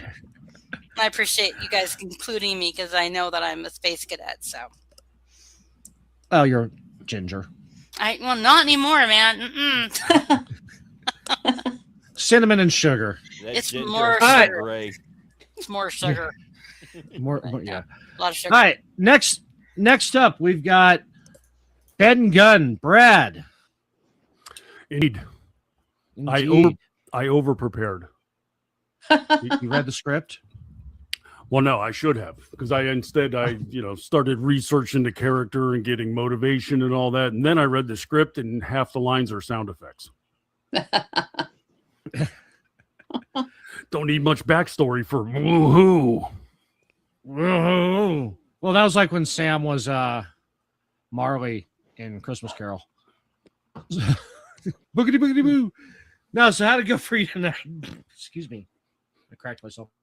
That was good. I just had, I was waiting in the wings for so long, so I was kind of itching and prepared, but no, it was fun. It was. Michael Winslowed the fuck out of that role. Didn't he? Well, I didn't. I was trying to figure out where to go with the voice of it, so I just saw one of the Harry Potters, and it was like one of the goblins at the bank just had the proper gravelly British voice going, so it was like, I'm gonna fucking just do that one, fucking just take it to the home. Nice. Had to, Nice. someone that's just marooned on an island for 3 years, I figured is not going to be very personable or communicative, so I went as obnoxiously gravelly as possible. So you're doing method? No, I was doing me at 6 a.m. when I get up. You nailed it. I fucking alarm went off again. I'm going to throw this fucking thing in the river is what I'm going to do. That's fantastic. We still got Mickey? Or did we lose Mickey? Did Mickey drop? Okay. Damn it, Mickey. You're so fine. You're so fine. You blow my mind. Hey, Mickey. Hey, Mickey. Hey, Mickey. Well, and then we have the Blue Goblin, Squire Trelawney, Jen. AKA not Sarah. Not Sarah. Hello. Hello. I do think. Well, you've been in almost. Go ahead. I was just saying you've been in almost every one of these. How'd it go? It was great. I think this is the first time that I've been like truly a guy. Yeah. I think I've mostly played there's been some bit parts that could go either way. Like you were soldiering the worlds, but yeah. Yeah, but things that could kind of go either way. So that was like a little bit, I wasn't going to go full male voice, but that's part of why I decided to kind of do the little bit more growly, deeper thing a little bit. And Horty asked me, I was like, okay, Sarah's out. Can you take that part over? And I was like, yeah, sure, no big deal. And then when I opened the script, I was like, oh shit, there's kind of a lot of lines. I got to pay attention the whole time. And you're in almost the whole thing too. Yeah, there's not very many big breaks because it's like there'll just be like a little line here or there. But anyways, it was a lot of fun. I enjoyed getting to play more of a character. That's always fun when you've done ones that are easier and then you do something that's a little bit more off kilter. So it was a good time. Everybody did great. You had the lead in Wizard of Oz too, and that's a really hard one to. Right. When you're the lead to do a voice in. So when you get the easier roles, you can kind of lean into it. Yeah, and be a little more campy. And I think I had some of those opportunities more than a lot of the characters to be able to throw in a few little things here or there. Referring to Long Johns and just a few things it to where it wasn't taking it too much out. Because I feel like with the script, y'all were talking about, you could. There are some places where you're like, can I make a joke? Can I not? But for so many of the monologues and stuff, that just doesn't really lend to that. So you just kind of got to stick with it. But I had a few little opportunities since it was, in the middle of not so serious scenes. But yeah, it was kind of nice to see everybody, hear everybody kind of straight act. I thought that was cool. Yeah, it's like you had mentioned with the monologues too, is that everybody's section, their main section, was quite of a monologue. So, yeah. So but it was great because, like you said, everybody played it straight, and it was just so much fun. Well, and I think now, you get more of a back and forth. Go ahead. It was funny because for people that don't know what way we broadcast this, we have a back room that people can communicate in. And it's at one point we're like, are we doing this seriously tonight? Yeah. We're kind of. Wait, we're doing this one straight? Yeah. But I was gonna say, like, with some of the other productions we've done, there's a little bit more lightheartedness to it, and then like back and forth between the characters a lot more. Like, for instance, like A Christmas Carol, there were so many opportunities for people to plug stuff in, because there was so much playing off of each other. And there's so many long sections in this that, like, so it just made sense to deliver it as written the majority of the time. That's how it goes sometimes, and that makes them, different kinds of productions, and I think it's great to have it all. Next, You guys played it. What's that? I sure. Sorry, go ahead, Brad. I'm sorry, what was that, Brad? I was walking on you. I just said I didn't play it straight, so I don't know what you bastards were doing. Well, I mean, you don't ever really play anything straight, so we're just used to that for you by now. Yeah. Hello. Hello. Okay, coming up next, Janelle, the Sean Connery, Dr. Livesley. Yes. Livesey. Yeah, I was pronouncing it Livesey for a while, then I'm like, it's Livesey? What? I just went off of whatever the first person said, and then that's what I did. Yeah, I I won't think lie, I behind the was scenes thinking with the Star same Trek, they thing. did that too. I was like, God, do I have to read the name first because I have to set the notion? Right. No, I had to. Well, I was beating myself up because I did 3 videos for the Real Fishing series on my YouTube channel, and I was pronouncing it Live Well because I don't fish. I've only gone fishing like a handful of times in my life, and then in the 3rd video, somebody commented saying, "Oh yeah, great video, but it's pronounced Live Well," and I'm like, I spent 3 videos mispronouncing this word. I figured they wanted to live well. Krabappel, I thought her name was Crandall. Oh, I made a fool of myself. Why didn't anyone So- tell me? So you're well deep into sophomore with our production. How'd it go for you tonight? I thought it went pretty well. I was a little nervous doing the Sean Connery voice for an entire play, but it turned out pretty well. Yeah, it came out great. Yeah, and it's like even right Rex before agrees. Really What? good Connery. Yeah. Like right before my lines, I was like just trying to prep my voice a little bit. I kept repeating like, "Once more, we play our dangerous game," and that's how I was prepping my voice to say my lines. Oh man, that was great. You did great tonight. It was I was cracking up just knowing the options of what you were going to do, that you settled on that one. I was like, oh, fantastic, she's doing it. So, Because I know Vin had said, "Oh, do Edie McClurg," and at one point I was thinking about like changing like characters for each scene, like it's another Dr. Livesey Livesey. So I come in, it's like, "Oh, I'm his sister" or something. all right. Or they got the wrong one on the ship. Hologram doctor. Right. I'm Marge Live. I can't even do it now. I'm Marge Sweetwater. Miss Thornton Melvin's private secretary. So coming up next, we've got the sober yin to my raging wang, Vincent Charles. Wow.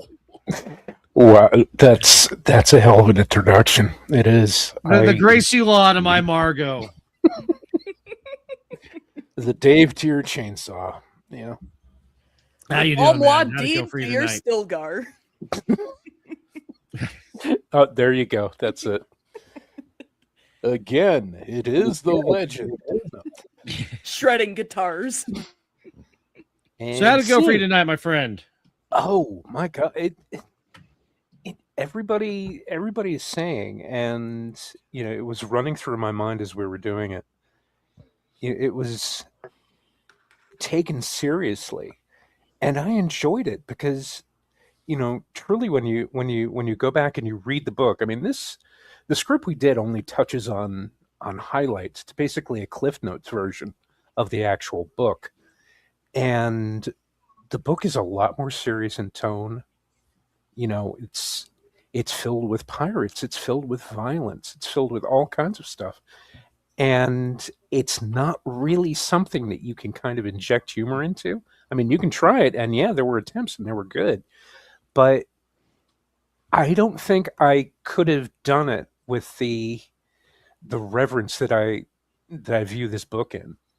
You know, because this was like one of the first air quote big boy books that I ever read when I was a child, and it holds a place in my heart. It always will. I mean, you know, here I am looking 50 years later doing a play based on a book. It was like one of the first books that I ever read. And while I can appreciate other people, you know, injecting humor into it, I don't think I could have, to be honest. You know, I wanted to treat it with the reverence that I felt and that I still feel for it. So I don't know. No, That's, you know, yeah, that's it just seems my, that everybody that's my 2 carried cents. that. I mean, we talk about how hard it was to inject the comedy into, but on the other hand, too, it's, you know, it. I don't know. It just seemed like we all we all got a memo to play it straight, and we did, and it came out great. Well, thank God too, because I didn't know what kind of jokes to put in for my role. Coming on next, Mary, the Mary Seaman, Aggie Rican. That was fun. Yeah. Did you have a good time? I did. I was enjoy being Mary or Seaman more. Yes. Well, I am, unfortunately, semen doesn't really go with my sex. So, or actually it does, but just not in the way that you're putting it out there. But Yeah. I'm really You're- digging a hole here, and I've This, got to stop. this is the awkward part of the after party. Yeah. You're sure stumbling a lot. That's a mouthful. Giggity. Listen, you. Listen, you. No, it was a lot of fun, and it was really fun because it was mostly straight, but there were some little jokes here and there. And Mary afforded me a nice way to bring back my character from The Wizard of Oz. So that was cool. That landed was great. perfectly. Yeah, that was landed great. amazingly. And it was weird because I was trying to drop my voice as low as I could. And so I brought back one of my voices from when I did a play in high school. And I've forgotten how difficult that voice was, but it wasn't my most difficult voice. So I had to, it was manageable. But my most physical voice is this one. And I couldn't do that one. Not for so many lines. So my precious. Yeah. Yeah. So, but yeah, it was a lot of fun. Thanks for giving me the lines. It was neat. So before we move on with the rest of the cast real quick, we gave you and Vincent smaller roles in this because of the upcoming summer play. Yes. And so while we got you two here, before we move on real quick, thoughts on that? What are you thinking for it? I will defer to Vincent first since he is playing Holmes and I am his sidekick. There have been some humorous attempts at Sherlock Holmes, and not a lot of them have been very good, but there's one that I particularly remember, The Secret Life of Sherlock Holmes, and I think it's streaming on Prime. Mm-hmm. And if it is, you need to watch it because not only is it funny, it's an excellent movie. And I find myself torn as to whether or not to play it straight or whether or not to, fart around and go for the cheap laugh. But, until the day comes, I guess I'll just, stick a pin in it and we'll figure it out when we get there, basically. Well, as you could tell, I actually landed a few ad libs during the oh yeah during the thing. So I'm she's Hispanic. I'm Her name is Watson. Yeah, Watson. And I hope everyone loved the teaser for this one. I had fun putting it together because I wrote the script for the teaser part. And it's it's a dinger. It is. I mean, it's what, 9 pages, Yeah. and you get the vibe that carries over from the show we just did, and they're talking about that, and then it just boom, it just goes right into it. He gets the message, he gets the visitors, and then the game's afoot, and it's going to be fun. And I know I'm going to have fun doing it. I need to get some better. I have some better recording equipment. I just need to hook it up because. And I know we have some more people already wants to introduce, but I Yeah. do want to. I do want to let everyone know listening, because if you're familiar with any of the Sherlock Holmes plays, each one are like 45 to 55 minutes. We will be doing 2 plays during do one episode of Sherlock, and we will do another episode. So we are going to go through the series of Sherlock Holmes stories. Great. Yeah, this is Jeff and I were talking about it. We're it's going to be our summer series, so it will be Aggie and Vincent every summer as Holmes and Watson with different Holmes stories. So it's we're looking forward to it. I hope everybody else is too. But now we got to get on to the other players, and we still got Gordon, or did we lose Gordon? We lost him. We have the Wow. newbies. Okay. We've got the freshmen, yeah, because we lost Andrew too. So Delaney. Oh, go ahead. I'm just gonna say good night because I got a jet. My sister just sent me a message. More drama. So thank you guys for having me, and I hope y'all have a great evening. It was a lot of fun. I can't wait for the Thanks, summer. Aggie. All right, Aggie. Have a good couple of hours now. Take care. Good night, all. Night. Good night. Okay, so we got our first freshman. That is Delaney, who played Dick and Dirk. Although the Dirk was silent. Yes. There was, I don't know what the hell happened there. I went back and logged out and came back in, and it worked for the second part, which was good. Unfortunately, I don't think nothing of value was lost that I didn't read those. Not even for the story. You couldn't even notice that it wasn't said. It's like, oh, that's just. Well, it's Go funny right you on. say that, because it's happened. Every other play, I think, and but hey, at least you got your toes into the pool. I did. Yeah. Yeah. We've had other attempts, and there's been technical issues, and finally he locked in. So, as a freshman outing, how'd it feel? How'd you do? What did you think? I was impressed. I thought everybody did a fantastic job. That was fun. I don't think I'm going to quit my day job, but I enjoyed myself. Outstanding. Good. Now we got our newest freshman, the newest one to the KLRN family, Captain Flint the Parrot. Oh my God, she Frozen was milk duds. magnificent. Magnificent. Before you go, I have to give you some background on this. I don't know how many heard it on the stream, because after you did your lines, you were continuing in the parrot form. And I'm like listening in my headphones. I'm going, wait a minute, she's still going. So I had to bump you up from the 100% volume to 170 so people could hear it. And it was awesome. And all of this time, I'm thinking in my head, that fucking parrot. I thought the parrot was pre-recorded, and it's like, no, that's one of ours. No.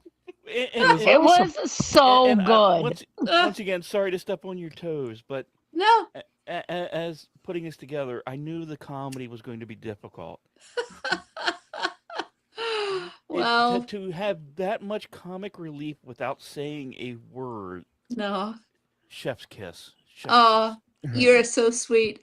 You know, that's my thing. I love doing background shit, and that the comedic. You know, I always go back to the Flintstones when they all went to the Water Buffaloes convention, and the parrot was like, "Rah, doctor's a plumber, rah, dipsy doodleitis." You know, it just reminded me of that, and I thought, this is great. The parrot can't just be silent while other people are talking. The parrot needs to be there. Yeah. Yeah. So, okay, this was your freshman outing with us. What'd you think? Oh, it was How'd it go awesome. for you? I am so grateful for the opportunity. I was supposed to be in Wizard of Oz, and I was on a cruise, and my audio didn't work, so this was great. My only tiny little problem was that I couldn't hear all the lines of other people. Suddenly it just went blank, and I thought, oh my God, I hope that doesn't happen to me. But yeah, it was awesome. It was really fun. Thank you. I think we were actually having some StreamYard trouble tonight, but on our end, I don't know how it went on the outside. But a little inside baseball on this one too. Yeah. You were the first character cast. I don't know why. Well, because I reached out to you, I said, okay, because you were a freshman. Usually we'll give small roles to the freshmen. I'm like, yeah, okay, here's a role. It is 100% up to you because I understand that it can be a hard role and be a little intimidating. What do you think about being the parrot? And you're like, yes, please, Right. yes. No, and for me, it's like that is. I feel like it's part of me. It's my spirit animal, right? Rah, doctor's a plumber. No, it was so much fun. I was so grateful, and if I could have an under 5 and a future one, I'll be very happy. Something else too. I've done a lot of these, and it's been rare that I've been broken. When I was giving my closing narration, I barely held it together. Orty, I don't know if you noticed it. I lowered her 40% on volume to try to keep you on point. I couldn't, because I'm tracking on her now because I was tracking on the parrot in the back, and so I was tracking on her. I'm like, oh, I still have lines. I still have a whole other paragraph as narrator. Shit. Yes. I saw that struggle from a mile away, going, "Oh God!" And what I can can I do? I can actually feel Orty biting the inside of his mouth to keep from laughing. Well, I feel like the parrot never dies, right? Parrots live for like a couple hundred years, and they're always like, and I just had so much fun. Thank you so much for including me. It was really great. Thank you for joining us. You're definitely part of the family now. Oh, And it's well, like- I've always loved you all. Well, now you get to be on this side of it because I know you've always been in the chat. And now you're on Yep. this side. Well, Yeah, it's now we can awesome. finally kick Rick out of the group. Did I say that out loud? Well, I am a trained professional, and happy to help out wherever. Hey, if kicking me out lands us talent like this, you can write me out anytime. I love you. That's a good recovery, Rick. Thank you. So now is the part on Sprockets where we dance. Woo! So I want you guys to just freeform about tonight. We just talk about what you loved about each other, and we're doing sprockets. I need to spool up some craft work. Hang on. Okay, well, I'll start on this, and Jen, if you're talking, you are muted, so we haven't heard you in 20 minutes. I'm just listening and hanging out. Okay, I want to start off with I was scared when I came up with this idea because I had, for those that don't know, I had Sherlock Holmes and Treasure Island as the two movies I wanted to do with spring and summer. And I wasn't sure what order to do them in. And I'm like, okay, because of the play before this one, I was like, well, if we move Treasure Island here, we can give Aggie and Vincent a break so they can do Sherlock. And it was such an interesting conundrum of what to do and how to do it.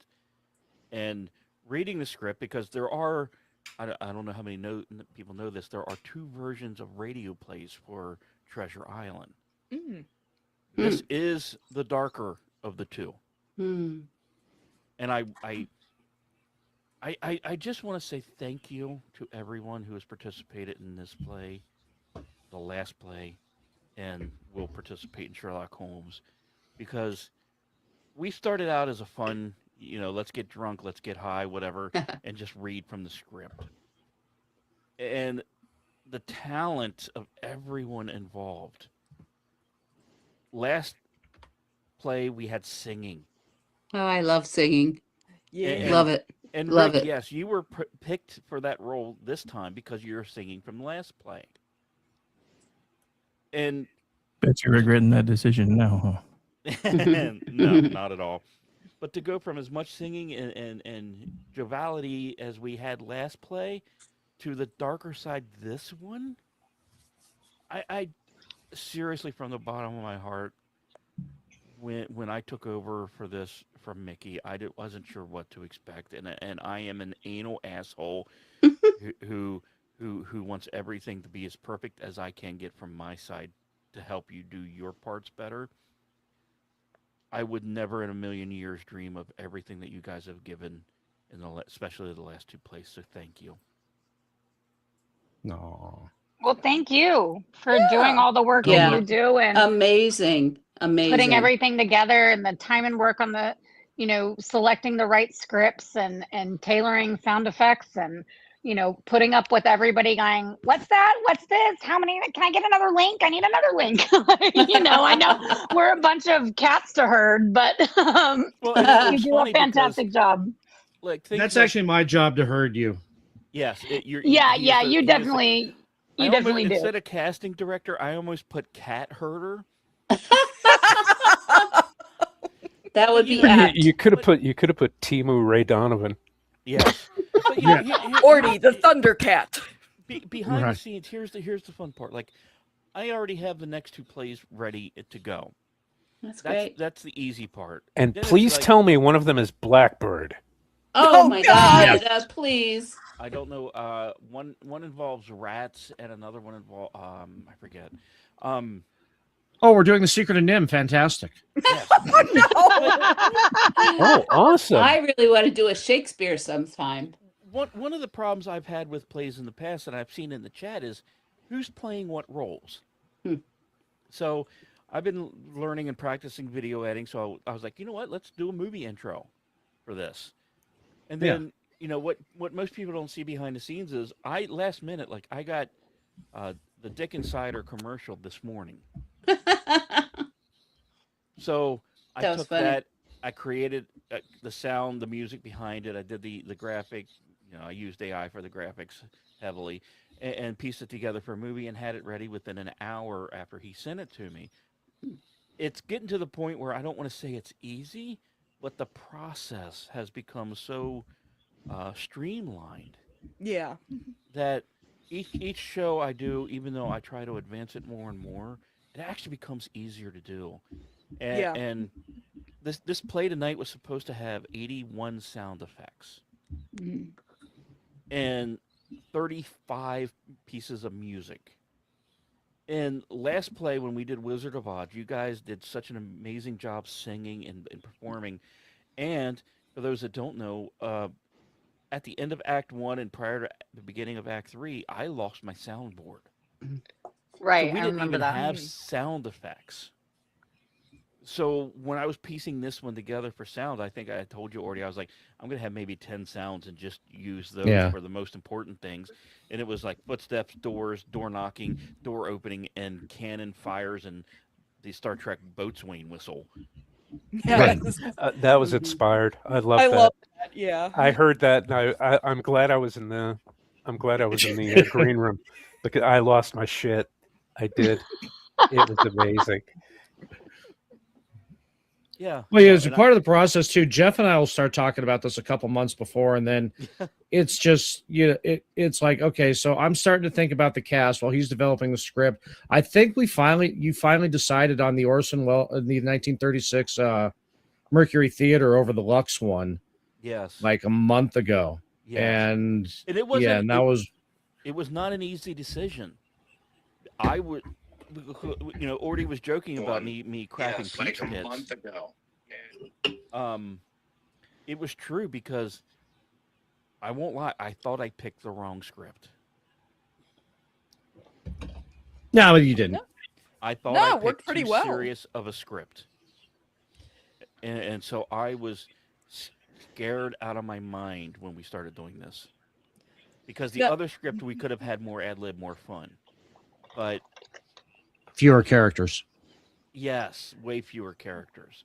And I'm like, no, this one, we need to have the group. We need to have this, make sure this all plays well. And we need that. And part of it was, too, with Dave and BZ and with Brad, with their roles, I'm like, okay, we can go a darker with the talent in this room. You know, there's Mm. there's no reason, you know, considering, like you said, the level of talent that we have available. I don't see any reason why we couldn't attempt an actual dramatic production and play it seriously. Yeah. We should And we definitely did. do something Yeah, like that. And For sure. like I just heard Yeah. a little while ago, Shakespeare. There were Yes. Shakespeare radio plays. Please. Yes, I we used can to. do. I directed Shakespeare for years. I had a Shakespeare festival. I've directed, I've acted, I've produced. So yes, I want yes. to do because one of my things on my bucket list, I want to play Philo. Oh my God. In Antony and Cleopatra. He gives the Yes. most impassioned speech. First lines of the play. Oh. He gets about 14 to 16 lines, and then you never hear from him again. Oh my So when I'm God. done, I can start drinking, and everybody else still has to do it. No, that's when we cast you as somebody else. Yes. Oh, there's I- so I've many always- great roles of that. I'm not playing Enobarbus. No, I've always I'm wanted not to be doing it. Puck. Anna Barbas is a great role. No, but I'm glad we went with the more serious script because I was already doing the Sean Connery impression. I'm like, oh, can I really do that much comedy with Sean Connery? Oh 'Cause, my God. that Yeah. voice, I don't think I have that much range with that voice. You know, I tried a little bit, but Yeah, I was you have just, to I was stick like, in that lane. Okay, Yeah. I'm gonna be honest with you, Janelle, uh-oh, because I'm always honest with people when we do these things. sure. The first lines you delivered were a bit shaky. Oh, were they? Yeah. Yes. They were a bit shaky, but then you saw Recovery. and you probably heard the snickers in the background. No, Yeah, I know didn't. because I did. And then you just said fuck it, and you put your foot to the floor, and it was awesome, and I love you for it. Oh, thank Don't you. don't ever lose that enthusiasm for this show. And- So thank great. you. As the Seriously. producer of this, what I heard was you were so wound up tight that once you heard the chuckle, you're like, oh fuck it, and that's when you hit your stride. That's the thing. I don't even remember hearing chuckles. I was Oh. trying They to were get there. my line. We all were yeah, laughing. They were there. Yeah. I was all prepared to do Dick as a valley dude, but everyone was serious. I'm like, I can't do that. I can't do that. Red alert. And then I couldn't be heard anyway. So it was all good. Dick is a valley dude. Sounds hilarious though. Well, I honestly, one of the scariest things for me was I was playing servant, and as someone growing up in the well, let's just say I had lights on the back of my apartment complex kind of environment. I was going full Black Washington D.C. with that thought process, and then I went, oh, they're going serious. Oh crap, I better tone this down. Yeah, I was going full Dwayne on that role, and I'm like, let's maybe go a little more Southern, Jeff. Yeah, I have to admit I was surprised by how serious everything was. My show prep today was actually watching Muppet Treasure Island because I was trying to get into more of like a levity effect kind of thing for it because that's Dude, what I my- expected. My, And then my everybody show was prep- all great, and I'm like, okay, whatever. Dude, I my- I know intended we to say this every play. We literally don't talk about how we're playing this. Once we hit live, it's whatever happens. I know people will talk, hey, I might drop this line, or I may do this, or I may ad lib a little bit here, or on occasion, hey, I'm going to drop this in a section that's going to be longer than it shows in the script. But we rarely talk about theme, vibe, how we're going to play the characters. We just go. Yeah, the button goes on air, and it's like, oh shit, we're doing this. But this is why I love this, is because we're doing everything live. So it's like 15 people are out on the same high wire. Doing it live. Yeah, And I it's just, agree. I think it really works because then we start to feed off of each other and take each other's cues, and I think that's what makes it a little more special instead of feeling so incredibly rehearsed. I mean, It it's was live very, very radio. well done. It was Yeah. very spontaneous. It was very focused. Everyone was committed to their character, and yeah, there may have been a couple hiccups in the beginning when people were trying to find their footing, but man, it really was good.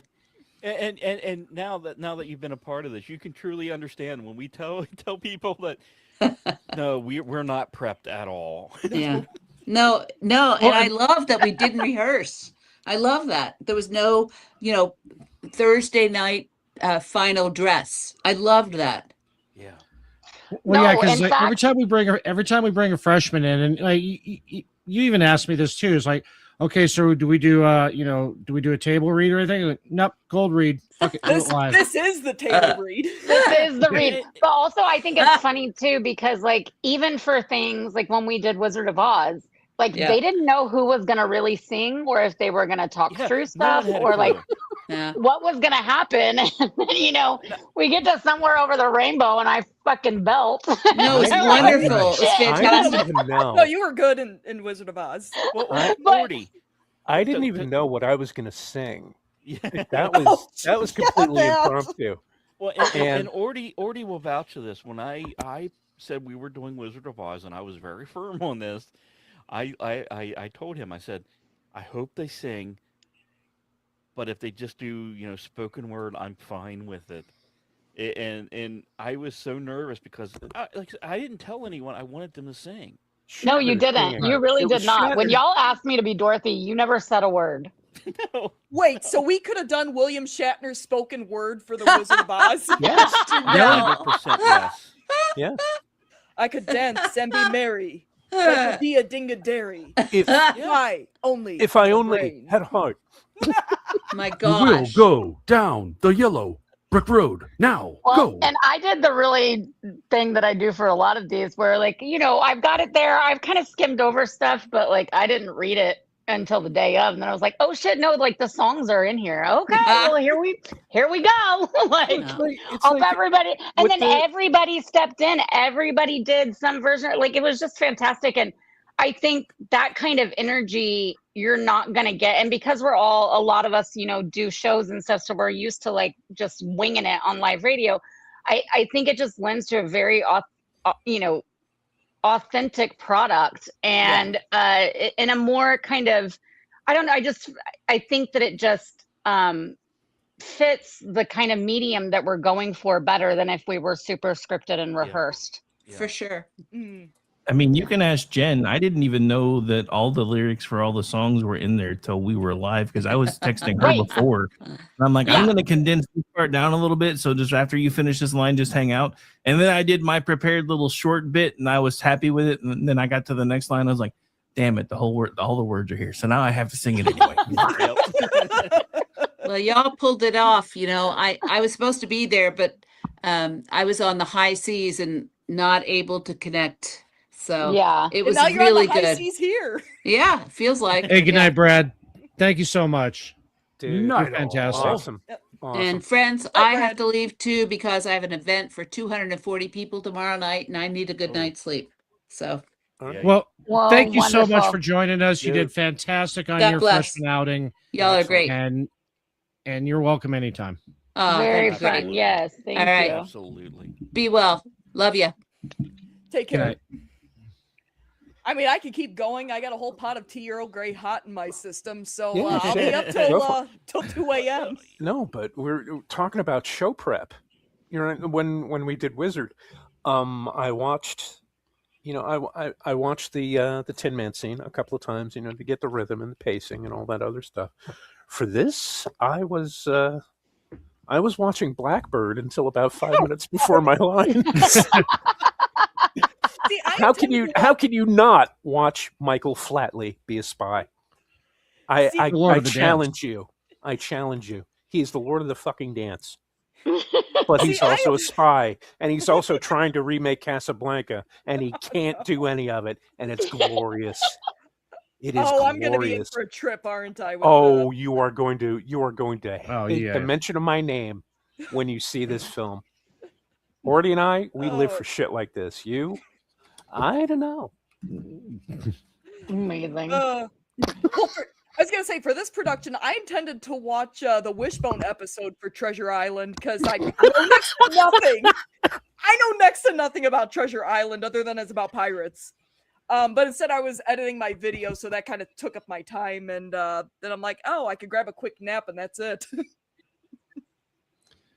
Well, yeah, I mean, I came straight from work. It's like, I mean, I hit the green room and I'm like, okay, I had been reading it. I mean, with Jeff and I working on it, I've obviously been reading it, especially when I have to when we're figuring out who to cast where. Right. But for like actually paying attention to my role, I read it last night after Jeff and I cut the Farmer Wilmoth bit. And he actually reminded me I had a character I had forgotten all about too. Oh God. So yeah. So he's like, Alan's not on the list. I'm like, oh fuck. Fortunately, there's just 2 lines, but Circle K Ho and Death Rattle. Well, isn't it funny how it was the crowd in the neighbor scene that gave us the most ability to ad lib? Yeah. I'm getting up at 4 a.m. Circle K Ho, I remember them. They opened up for Bowie back in '87. Right. Or me going, Freebird! Yeah, Freebird! I was going to say, who did Freebird? That was me! Amazing. Like, Freebird! And then I thought to say Let Them Sing from Hunt for Red October, but no, it was too late. Oh, Let them sing. I would. Oh God. Sunshine, lollipops, and rainbows. It's like on one of them when we're supposed to be like, yeah, kill him or whatever. It's like off with his head. I think it's good, like Aggie's little throwback. I think it's kind of cool to sprinkle in some of those little Easter eggs from things gone by. 100%. And I think we had another production.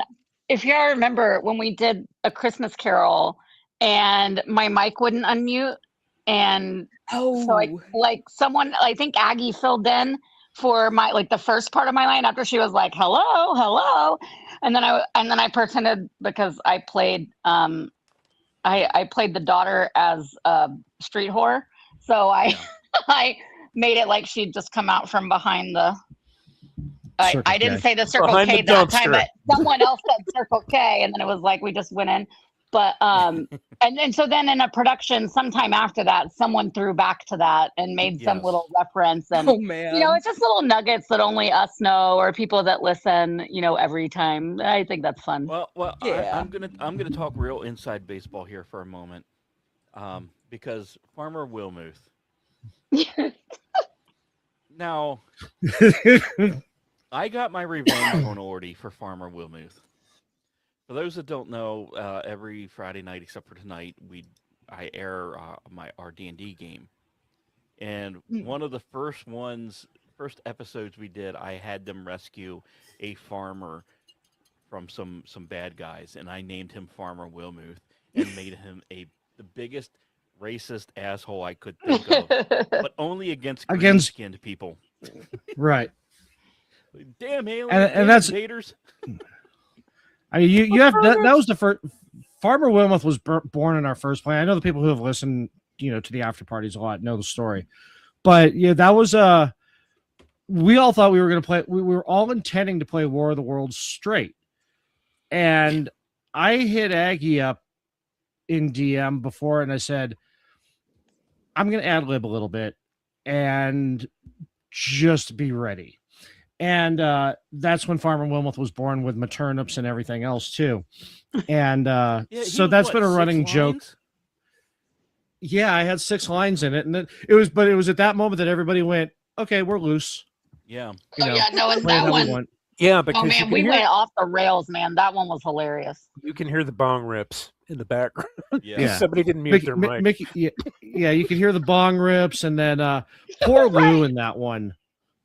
I felt so bad for Lou because I mean, we all read the script, but I'm looking at I didn't realize it was that long of a monologue. I know. Oh, right? jeez. Thanks to that, whenever I think, okay, hey, here are 3 or 4 plays we're gonna think about, I read the whole thing, and if there's anything that says a quarter of a page, I'm like, yeah, let's not do this to a poor soul. I forgot about that. Yeah, she was just like reading and reading and reading and reading and reading. Going and but the thing is, it's like that just kept going, didn't it? It counted as one line though. Yes. Right. And that's why we were, and that's why when we were doing the line count and everything, we're like, okay, so Lou's got like 8-10 lines. I think she had more than that because. So and then Usually it was 8 to 10 pages. Yeah. Yeah, one line was 8 I- pages. I never did it, and I didn't even tell Orty this. I almost was going to have a character count per line, just so we didn't have that situation again. Yeah, I actually do that when you give me the line count. Mhm. That's when, one of the processes I do with the casting director is that I'll start piecing them out, especially with people who are going to have multiple roles. I'll start piecing them out and try to keep it fair. It's like everybody who has a main gets one. If you have over 20 lines, you get one character. But if you have less than that, then I start going, okay, how do we put this together? And then you look at it and go, can't do that. They're in the same scene, or then we or they're start too looking far at moving people back and or forth. talking to themselves. Yes, I think yeah, we had that and- one time where someone was like the person and the responder, and it was like, okay. Well, we had it tonight, and Yeah. Oh, yeah. this was a failure of myself because I had a note to play a sound effect, but we were people to come in and out of the screen that I completely missed the cue because I think it was I won't say who it was we were having trouble with, and I was trying to make sure they were on screen for their line because they were coming up with like 3 or 4 lines after, and I missed a little bit of a music cue, or because Orty had to go from narrator to sergeant. Well, Yeah, but and wasn't I had a supposed music originally? cue. I was supposed to be sergeant, right? Yeah, no, and that's when we drop out and you picked up Sarah's lines. I'm just like, well, fuck it, I'll take Jen's. Yeah. And yeah. and so it So didn't even initially occur it to was us done until correctly. It was just because we had to improvise. Well, the thing is, Jeff and I noticed this last night at about midnight Eastern. Yeah. And because I was going through the script one last time, I'm back to back. He's all, okay, so we'll put in a music interlude or And I had it written in the script. Horsefoot. And what also you said, I was just waiting for horse trampling. Yeah. And I had it written so I just went in the script. Yeah. A handwritten, horse gallop here. But because I was trying to make sure everyone was ready for their next scene, and we were having an individual to drop out, I'm like, the timing was horrible. And but I pulled it off. It didn't. Nobody noticed. It was fine. No, and more behind the scene baseball stuff. Like, I do an Excel spreadsheet of every actor, every cast role, and what pages they appear on. And for those that don't know, with stream, I don't know what the issue was with tonight. Normally, we're allowed 10 participants and 15 behind the scenes. Right.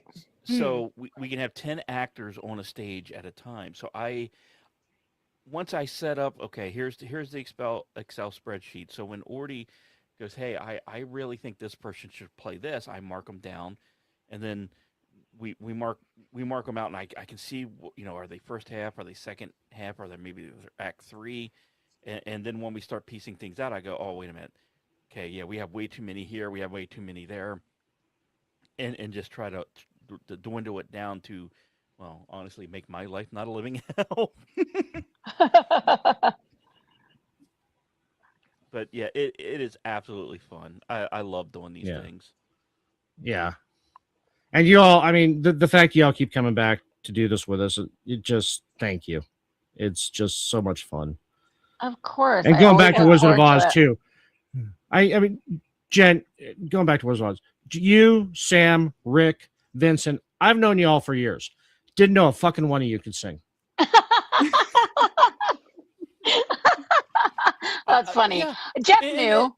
And it's, yes, but even then, it's still one of those, okay, they can sing. Like, I didn't know you could sing. Oh, you can sing that well. It's kind of like I was visiting the gravesite of Calvin Coolidge, and I was like, oh, I'm going to record this video for Aggie to show her, because I don't know if she believed me or not, but I was like, his gravesite is. Hey, good night, Delaney. Thank you. It's in the middle of freaking nowhere, and I was coming back Yeah. that way from a call, and I'm like, hey, let me record this, and Styx was one, and Mm. well, if you know me, I'm going to sing the Styx. But I didn't. I didn't realize my phone was recording my voice too. Oh no. So I'm like playing this, and I'm recording the trip, and I'm singing to the Styx song, and I hit end of the record, and I sent it to her, and I went, oh shit, I think it recorded my voice. And the next thing I know, she responds a little bit later, going, man, you actually have a really good voice. Like, but it was kind of the same thing with the Wizards. It's like, wow, you all actually can. And to carry a tune without backing music is Yeah. Yeah. is difficult. And the fact Yeah, that every it's single one and sit down, Rick. Sit down. I'm gonna give you a compliment. Oh shit! It's a good thing I am sitting down. Your performance with Wizard of Oz it was why I really wanted you as Bones, because I knew he had the singing part. I mean, also I wanted it because of Star Trek, and Orty was 100% behind that. But I was like, he can carry. It's not yeah. we're not throwing the baby down the river and hope it lives kind of an environment. Well, that Yeah, was no, I get funny it because for you talk to people all the time and they're like, "Oh yeah, I can sing," and then you hear them and you're like, who lied to yeah. you? I'm sorry. Yeah. Your mom said you could sing, didn't she? Well, I know that like right after Rainbow, like Rick was like, fuck you. Now we all gotta do it. And I knew that I was kind of gonna have to set the tone there, but there was not really a good way to do that and like let everybody off the hook. Like for Somewhere Over Yeah. the Rainbow, like it's gotta be sung. It's It gotta be has to. sung. I And was I I was went, going to sing regardless. I didn't care. I was yeah. just going to do it.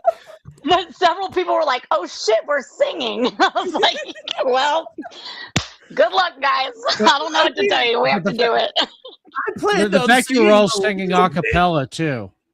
Yeah, I mean, well, I'll tell you, before the show, I practiced my starting note like 100 times in a row. Just from like, I'd go do something and I go and be like, okay, where am I starting? And just do it over and over. I've had to do that for other things, throughout life singing. So, but because that is the hardest, because you think like, especially like if anybody's ever sang the national anthem, like you think you're starting at the right place and you get halfway through and you go, oh shit, this is going to go into a higher register than I'm really prepared to do right now, Yes. or that I even can do. So like you have to really nail that first like beginning note when you're doing a cappella, and that's Yeah. intimidating because you do like with the adrenaline and everything, you jump. You tend to jump up when you Oh God, start. yeah. So Right. Yeah, you usually go half a step up when you you're start like singing too. somewhere, and you're like, no, I can do that. But by the time I get to the end of it and the key change, no, I don't want to Yeah. be doing that. I'll be screaming. But yeah, I mean, like I said a minute ago, I had already planned on singing a little bit, but then I hear Jen busting out "Over the Rainbow" a la Judy Garland style, and I'm like, oh fuck. Yeah, You might as well you're go all in at that point. You're like, oh God, am I going to be the bitch that doesn't do singing? Telling you, No, and William then Shatner style. no, and then Sam was so good doing the Munchkin, like singing as the Munchkins. Like that was fantastic. Like, yeah, that was just really fun. And so again, I think that goes back to the point of like not rehearsing and us just diving in and doing this, and then we're all like, oh crap, you're just feeding Orty and off I of have the a energy mission. is so high. If we Orty and I rehearse, have a mission. yeah, We will find the play that Sam will want to do a lead in. Yeah. Yeah, it's just that she turns into a pumpkin. That is true. I will start earlier for that play. She will. She will totally do it at some point, especially if it's one that she like really, she's like, oh no, I love that. Yeah. What are we doing, Fiddler on the Roof? So what you do is you find the play you want for Sam, have it start earlier, so since she'll be the lead, and then we can bring Aggie in at 7:30 since that's Aggie time. Yeah. So, Yeah. there you go. Her first line is at 8:30. No, it is what the last two plays have told me, that I have crossed out so many plays of, hey, can we do this? Can we do this? I've crossed so many plays out that I've had to uncross. Like, Oh, yeah, because you're like, now I misjudged that. We can do it. Yeah. And I will. I've admitted this to Orty, and I will admit it to BC, for the first time publicly. My stance used to be over my dead body. Will we ever do Casablanca? That I will not be associated with it. There is a radio play version of Casablanca. Yes, and there is. Yes, there is. It had all, well, with the exception of one, it had the entire cast. Yes. Oh, we'd all have to learn the French national anthem, wouldn't we? Yes. Yes, But you would. it was one that I told Orty over my dead body because I was like, we're I'll put it bluntly, we're too drunk, we're too loose, we're too jovial. Yeah. The last two plays have told me I need to reconsider. Well, yeah, there's a couple that we've crossed out. It was just based off tonight being able to play it straight. Like, Well, Yeah. just remember that behind the scenes for Star Trek The Next Generation, they were all goofing off and just, like going full out like crazy with each other. Then the director would call Super action, Patrick then they Stewart. just snap back into, serious. Well, yeah, Well- but the problem is with podcasts and a radio play, like my fear, and this is why I personally dialed back everything I did, was my belief, and I was wrong. To do a serious play, I needed all the effects. I needed every music cue. I needed all of that. No. No. What? But Well, he was talking about that last night, and I reminded him when we did War of the Worlds. half the sounds The we never audience, heard. the audience could hear all the sound effects and the music We couldn't. cues. That's We right. couldn't. Oh. I forgot yes. about that. We couldn't hear the audio, but it was there on the recording side. Oh man. Yes. So we were which just- ad-libbing with it. Like Mickey would have crowd noises, and we just started doing crowd noises too to fill in, which actually made it fucking better. Yeah. Yeah. And Yeah. I remember doing my part was doing the newscast from atop the building, and apparently there was a whole bunch of sound effects I never heard, but apparently I timed it perfectly. Well, but I also think that it's good, like, to have a mix. Like, we do some Yes. serious stuff. We do some Yeah. more lighthearted, jovial. We do some more very charactery, like Yes. Alice and things like that, like or Oz. So I think it's great to have the mix and have that versatility because you get different things in each season. And Well, and my now best that we know Obama that you can voice- sing and be serious, we can do AIDS. Yes. But let me do my best Obama voice. Let me be serious. The idea was never that I didn't think the talent in the room could do it. That was never a question. It No, was, we're I just all a thought- bunch of fuck offs. I thought I had to be 100% devoted to it. Yeah.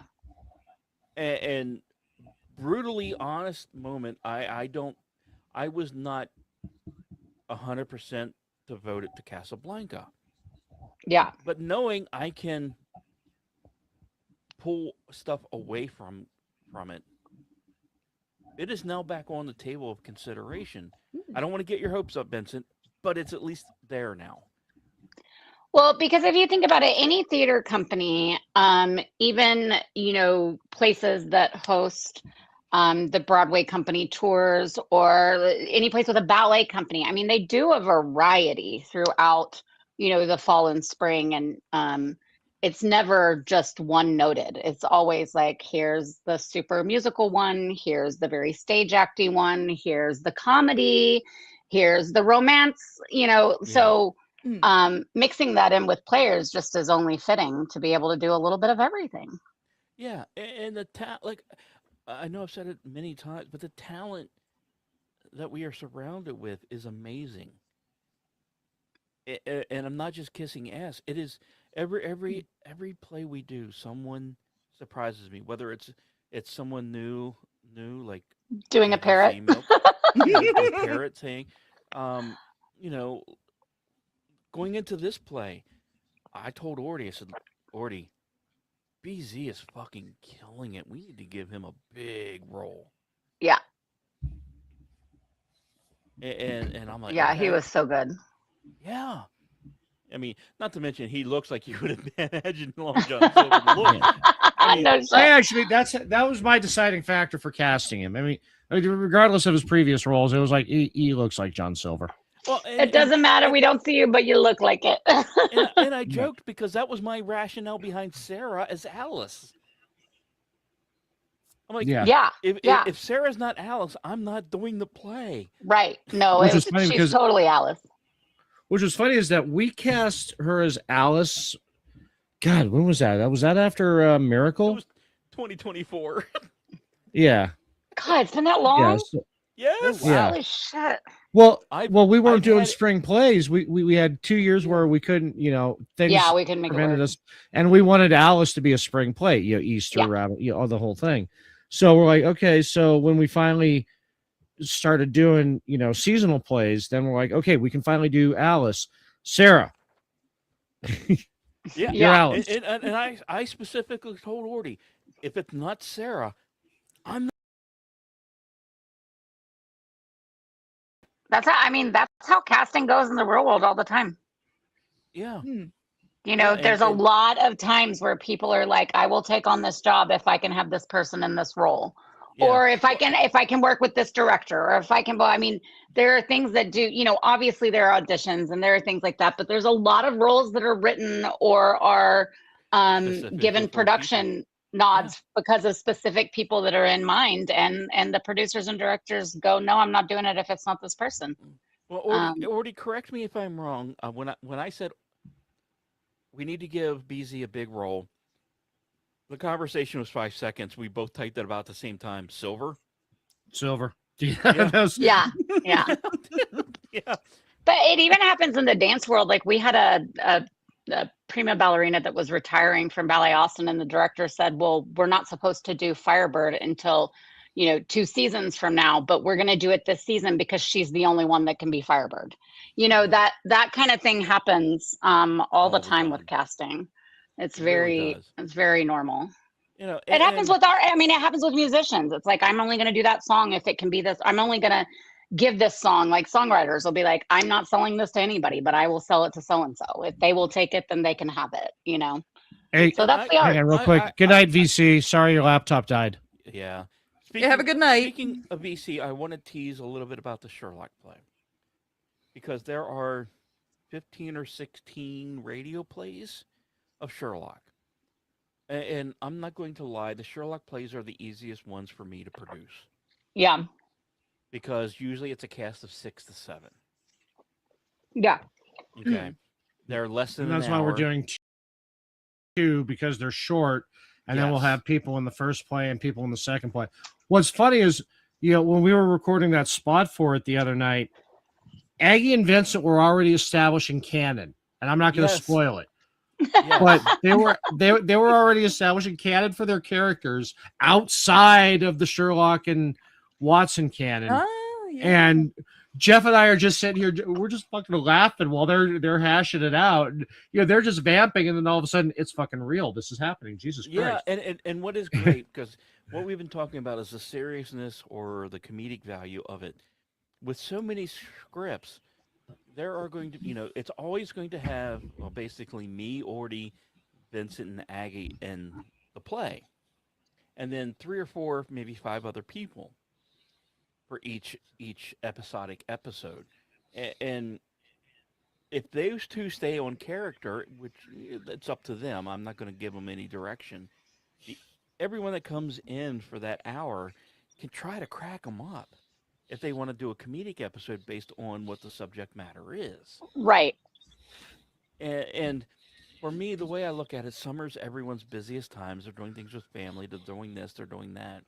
Right. So I'm like, okay, I can do the least work with this. I can reuse material for the next 6 years. Yeah. And we can have fun. And because I know when Mickey first pitched this, it was, an episode or 2, maybe 3, we do 3 plays. But everyone in the green room for the plays were going, man, we should do this more frequently. And, it was always, oh, we should do one for every season. And now that I've started piecing together a pattern, I'm like, okay, we'll do a Christmas thing, something related to Christmas in December, maybe something Halloween for the fall. we need to come up with spring and summer. And I'm like, well, summer, we could do Sherlock and just, I don't want to say phone it in, but take a break. Yeah, and you don't have to organize 15 people. You can Well, you and can that's do the like you thing said, too, the because 7 or 8. it's like, because Jen, you may have baseball going on with Bug, or Right.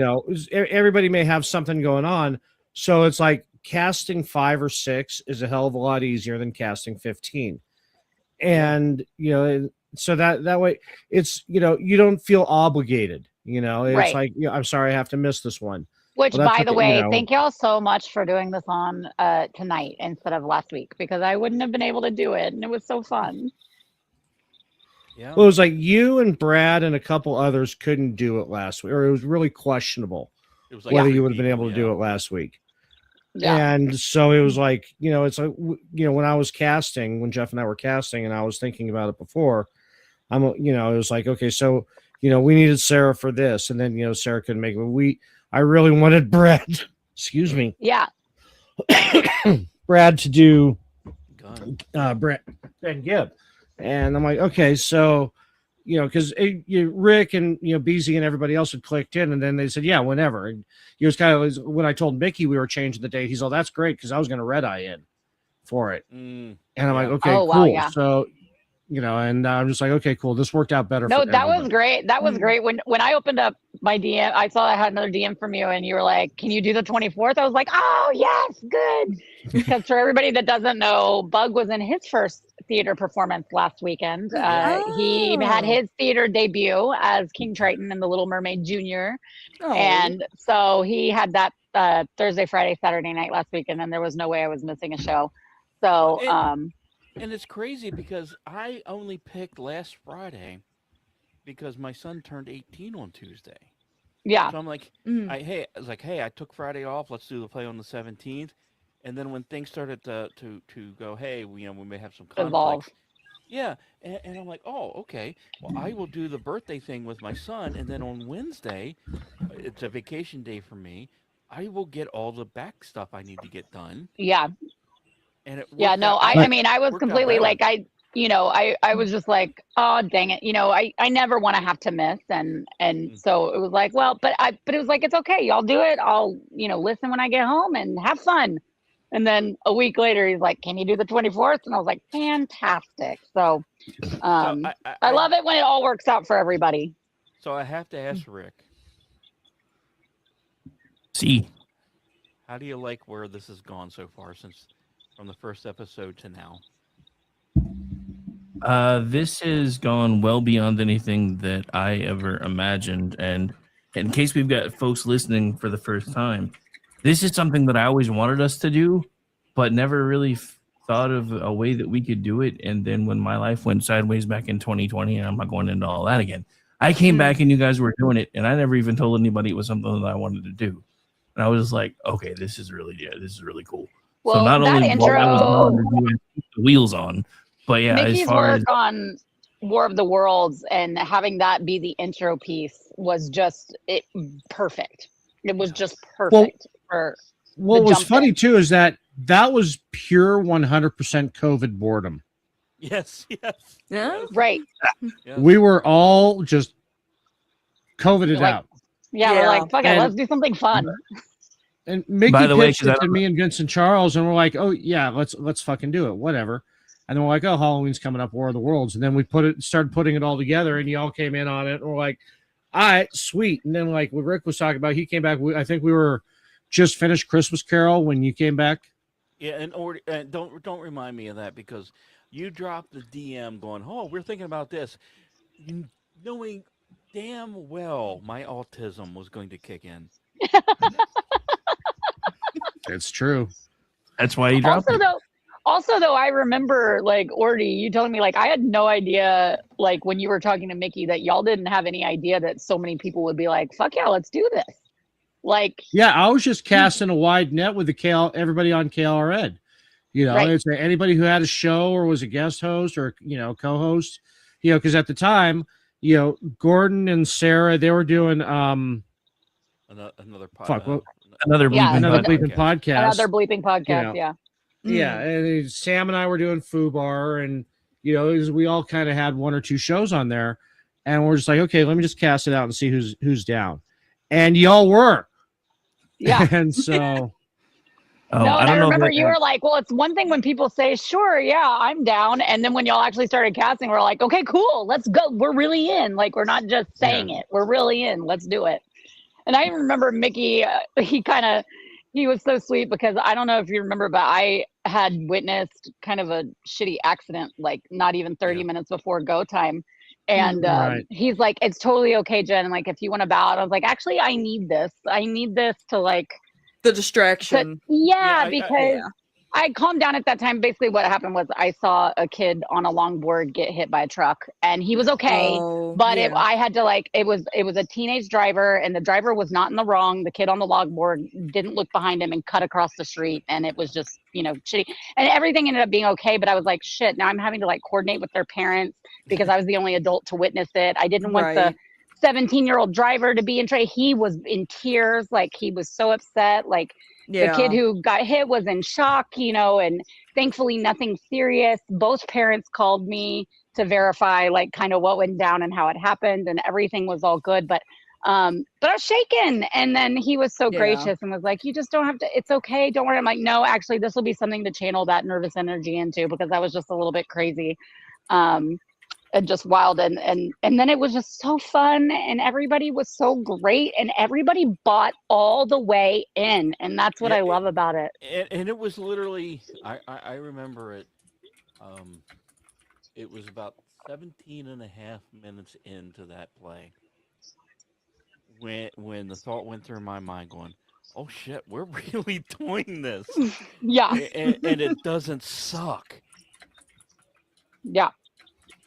Yeah, and we've had growing pains over the times, and there's been mishaps, and like you said, we had the soundboard issues, or we've had mic issues here or there, but the way everybody Sarah handles not being it. able to do two or three lines, and you having to step in, or But Aggie having to step in. also just the way that I think it has served us well, that so many of us have done, whether we've done the live radio side or have performed in other ways or have experience outside of KLRN, that everybody is very amenable. They're able to roll with the punches and jump in on a line when a mic's not coming on and someone's not doing it, and fill that in. And that's great. And it's hard to teach that. And so it's great to just have that already there. I do have to tell something behind the scenes. Now, the benefit of my job is I get to go to several high schools to work on this or that. And one school that I went to was actually doing of Treasure Island. And I went and watched it that weekend that they were playing it. And it was so fascinating to see the difference between what you can do in high school and what you can do on a podcast. That the high schoolers did tremendous job. Don't take away anything I'm about to say about that, but the freedom that this environment allows for people to shine, to be themselves in a creative way, to give new light, new vision to whatever role they're putting in. Every time we do this, it is absolutely amazing to see. Oh, wait a minute, that person can do this accent. Oh, that person does that accent. Well, fuck. Part of me feels like I'm failing because I'm not that talented, but at the same time, you're like, oh my god, they're really good. Yeah. Right. And I think it's great too. Some of them are so well typecast. Aggie being Wicked Witch was just absolutely perfect. The high pitched cackle, all of that. And then there's ones where you're like, I mean, that's just a role that doesn't even have to be much of anything, and someone makes it totally memorable. Where when you're just reading through the script, you're like, it's just lines, and then they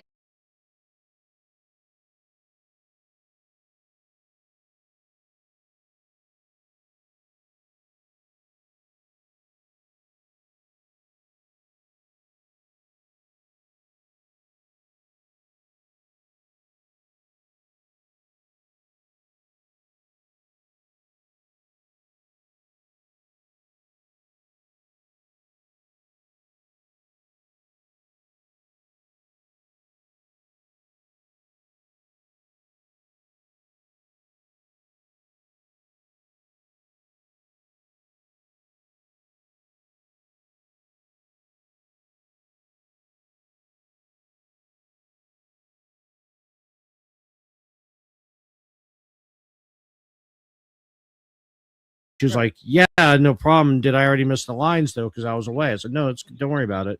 Yeah, And then, Billy's it like, all I'm worked back. out. Yeah. Yeah. Yeah, we're here for the ride. Yeah. We lost Rick.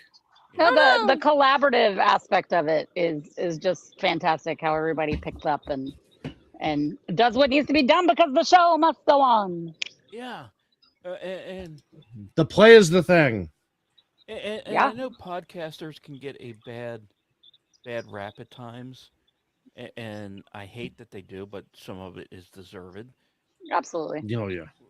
When you hear the talent, when you see the talent that our ragtag bunch of people can put together, like I know some people are going to look at our total tonight, and as we're wrapping up, it's at 1,500. Oh wow. Which at based on previous episodes, you're gonna that seems a little different, but based on the cuts that have happened recently with social media, YouTube, and everything else, it's 500 higher than I thought we would hit.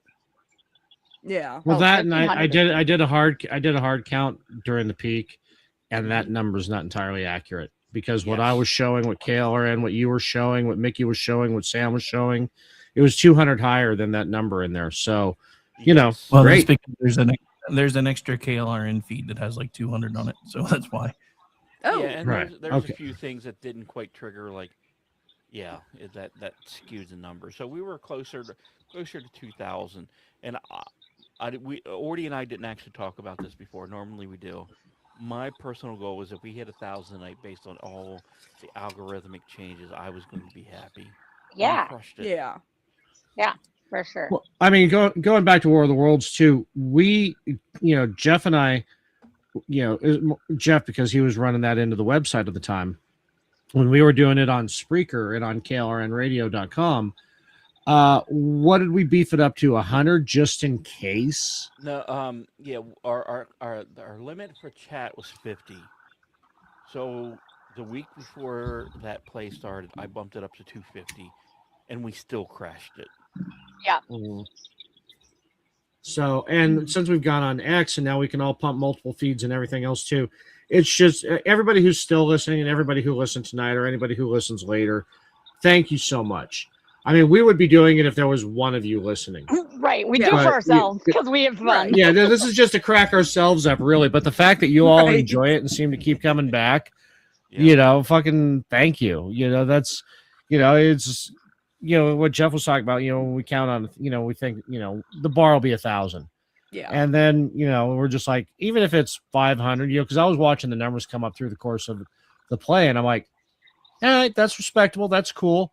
We got a couple hundred. And then I looked back up after the second break and we were trending, pretty close to 1,000. I'm like, holy shit. Every time we get any over a couple hundred, I'm just pleased as hell. Yeah.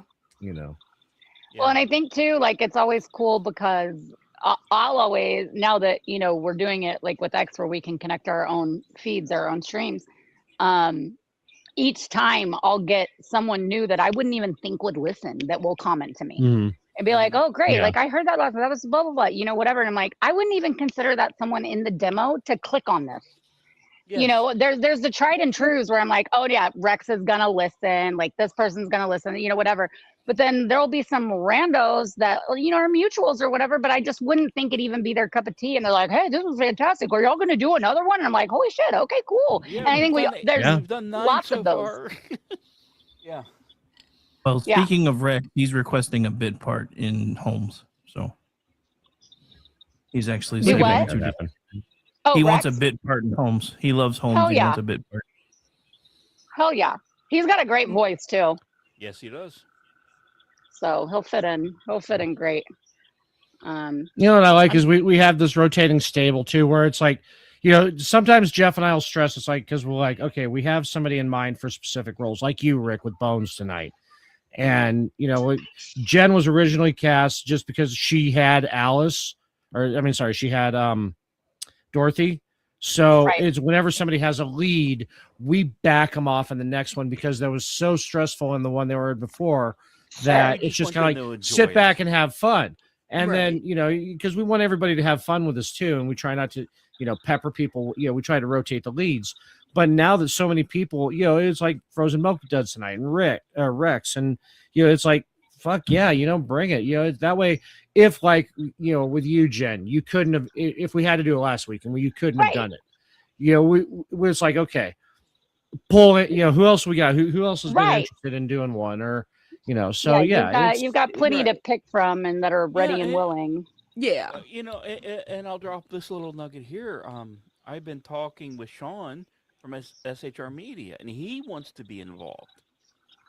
So getting that Boston accent involved in a play will be, interesting to try to incorporate. But it's also good though to just I love how y'all have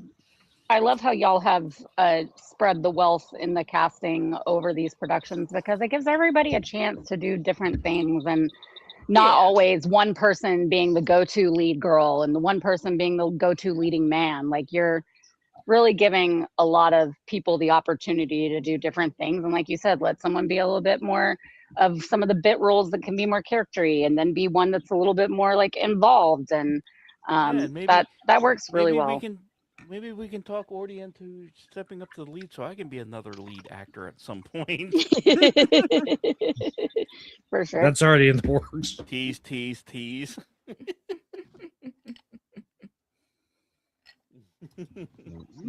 All right, guys. Well, I've got to bounce because, speaking of bug, we've got baseball in the morning. So I'm what's crazy? You got bug in the morning. I got another 3 hours of show to do tomorrow because I have to record some of these MFers doing a D&D campaign. And I got to watch Blackbird. And we got to watch Blackbird. God help us, we got to watch Blackbird. I already said I'm taking Sunday off, man. After tonight and tomorrow, no way. I'm being conscious on Sunday. Well, and one of the things, getting back to what you said real quick, Jen, too. It's like, Jeff and I have been talking, and I was thinking about, I don't mind being narrator. One, because it gives kind of like consistency through the plays, and two, it's kind of like narrator. I'm choking on that one. Narrator. Some people just find it kind of dry. Yes. Yeah. And so it's I mean, and a lot of the plays we do, it's like when we did Alice, there's 2 narrators, and some of the ones that we've shot down had 3. Yeah. So it's kind of so it's like, okay, you know what, and if anybody ever says, hey, I'd like to narrate this, I'll be sure, great, you know what, cool. Yeah. But we're not casting for that anymore because it's kind of like shoving people into a spot kind of thing. But seriously, thank you to everyone who acts in these plays, who listens to these plays, whether live or later in podcast, this one will hopefully be up by Sunday. Seriously, thank you. Yes. Thanks for having me on. Like everyone said before, we would do this for one, whether, my motto is I would put this together if Ron was our only listener. Oh. Right. And I have kept that mentality the whole way through doing all these plays. Yeah. If Ron was the only one listening, Me too, if it because made there him was times he smile, was if my it only made him listener. laugh, that's the most important thing. And the fact that everyone else gets to enjoy this. I promise you, his little heavenly heart is full of joy that we have continued to do these. Right. Yeah. And that's, Well, just and that's complete seriousness. So thank you to everyone Janelle? who listened. Oh, yeah, I just wanted to throw in there when I started doing my gaming stream on YouTube, how there's always that thought like, oh, what if only like a couple of people show up? But then it's like, you know what? It's like we're all hanging out on the couch together, just enjoying video games and enjoying each other's company, and that's a good place to start out, even if it doesn't go anywhere. It's still fun just hanging out. Whether it's none or whether it's For the love of it. Exactly. And then, 100, and now, enjoy it. and now she has me and Amish coming up in her chat every day, every time she runs, asking her why she never spaced Corin. Well, Hey, and I that's, got to call him a loser. You're a loser, Corin. You're a loser, Harry. The final thought on that point too is that talking with people who have done podcasts on KLRN and friends of mine who have gone started YouTube channels and stuff. My advice to them is always entertain yourself, because there are some weirdos who like the same things you do. Exactly. Yeah. And and it's like, one of my friends now, he's got, like 30,000 followers on YouTube now. Oh, nice. And he was like, 5. And he was like, why am I even doing this? I'm all just, 3 years and he ago. was thinking of changing. Yeah. And he was thinking of changing his whole structure. I said, no, do what you're going to do, do your thing. And so it's and you'd just, be surprised at what sticks. Well, and if you're into it and if you're passionate about something, like that's going to come through and eventually it's going to resonate, with the people. I mean, one of the greatest successes of the last, 15 years in theater world has been Lin-Manuel Miranda. And he had some other, stuff hit to a certain degree, but he had a passion to tell the story of Hamilton, and he was going to, and he shopped it and he workshopped it for the better part of 10 years because he loved it and he wanted to do it. And a lot of people told him that this wasn't going to hit and it's too much, heavy material and there's too many historical things in there that people aren't going to pay attention or care or know. And voila, it becomes this fucking ridiculous international hit. Right. But it was because he got obsessed and he loved it and he wanted to make it for him, not for an audience per se. And sometimes that's what works best and that's what comes across to people and resonates. And then all of a sudden you're like, wow, people like this. Okay, cool. Let's keep going. Right. And Janelle, with your channel, if you ever have doubts on what you're doing, just remember Brandon Morris follows you and he doesn't follow me. Because I was following him on Twitch and, turned out we were like fans of Echo the Dolphin and, we had stuff in common. So we were just, Right. chatting back and forth. But, Brandon's a good guy. He's given me a lot of encouragement over the years. That's awesome. No, he's a good And dude. Also follow his channel. He makes good stuff. Because he's on YouTube now. Cool. And Red State.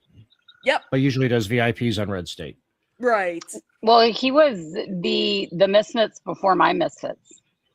That's right. Was it like 2014, 2010 to 2014 or something? And in fact, whenever we were just being silly and did Misfits and we called ourselves that, and I didn't even know that existed because wasn't on Twitter then, and I wasn't really looking at that conservative media side of things very much. And so I reached out because people were getting confused. So I reached out and he was very gracious and said, absolutely take the name, just be good to it and be good to people. And, followed us and encouraged it. And got to meet him at CPAC one year and he was like, wait a second, you're the Misfits chick. And I'm like, yep. And he's like, well, great. Like, I'm glad that it's all worked out and everybody loves it and has fun doing, So, yeah, you never know. You just never know. All right, guys. Well, I am out. It was wonderful. Such a pleasure. Everybody did fantastic. And thank you, Orty and Jeff, again, for putting on such a wonderful production, bringing such a great group of people together to do it. Really appreciate your work. Jen, thanks for stepping up into the role, and you crushed it tonight. So awesome. Thanks. All right. I'll talk to y'all later. Good night. Take care. Good night. And with that, And then there were 4. Yeah, I want to conclude KLRN Players Treasure Island. Thank you, everyone, for tuning in tonight. God bless you, and we'll catch you in the summer. Peace. Thanks. You were great. I love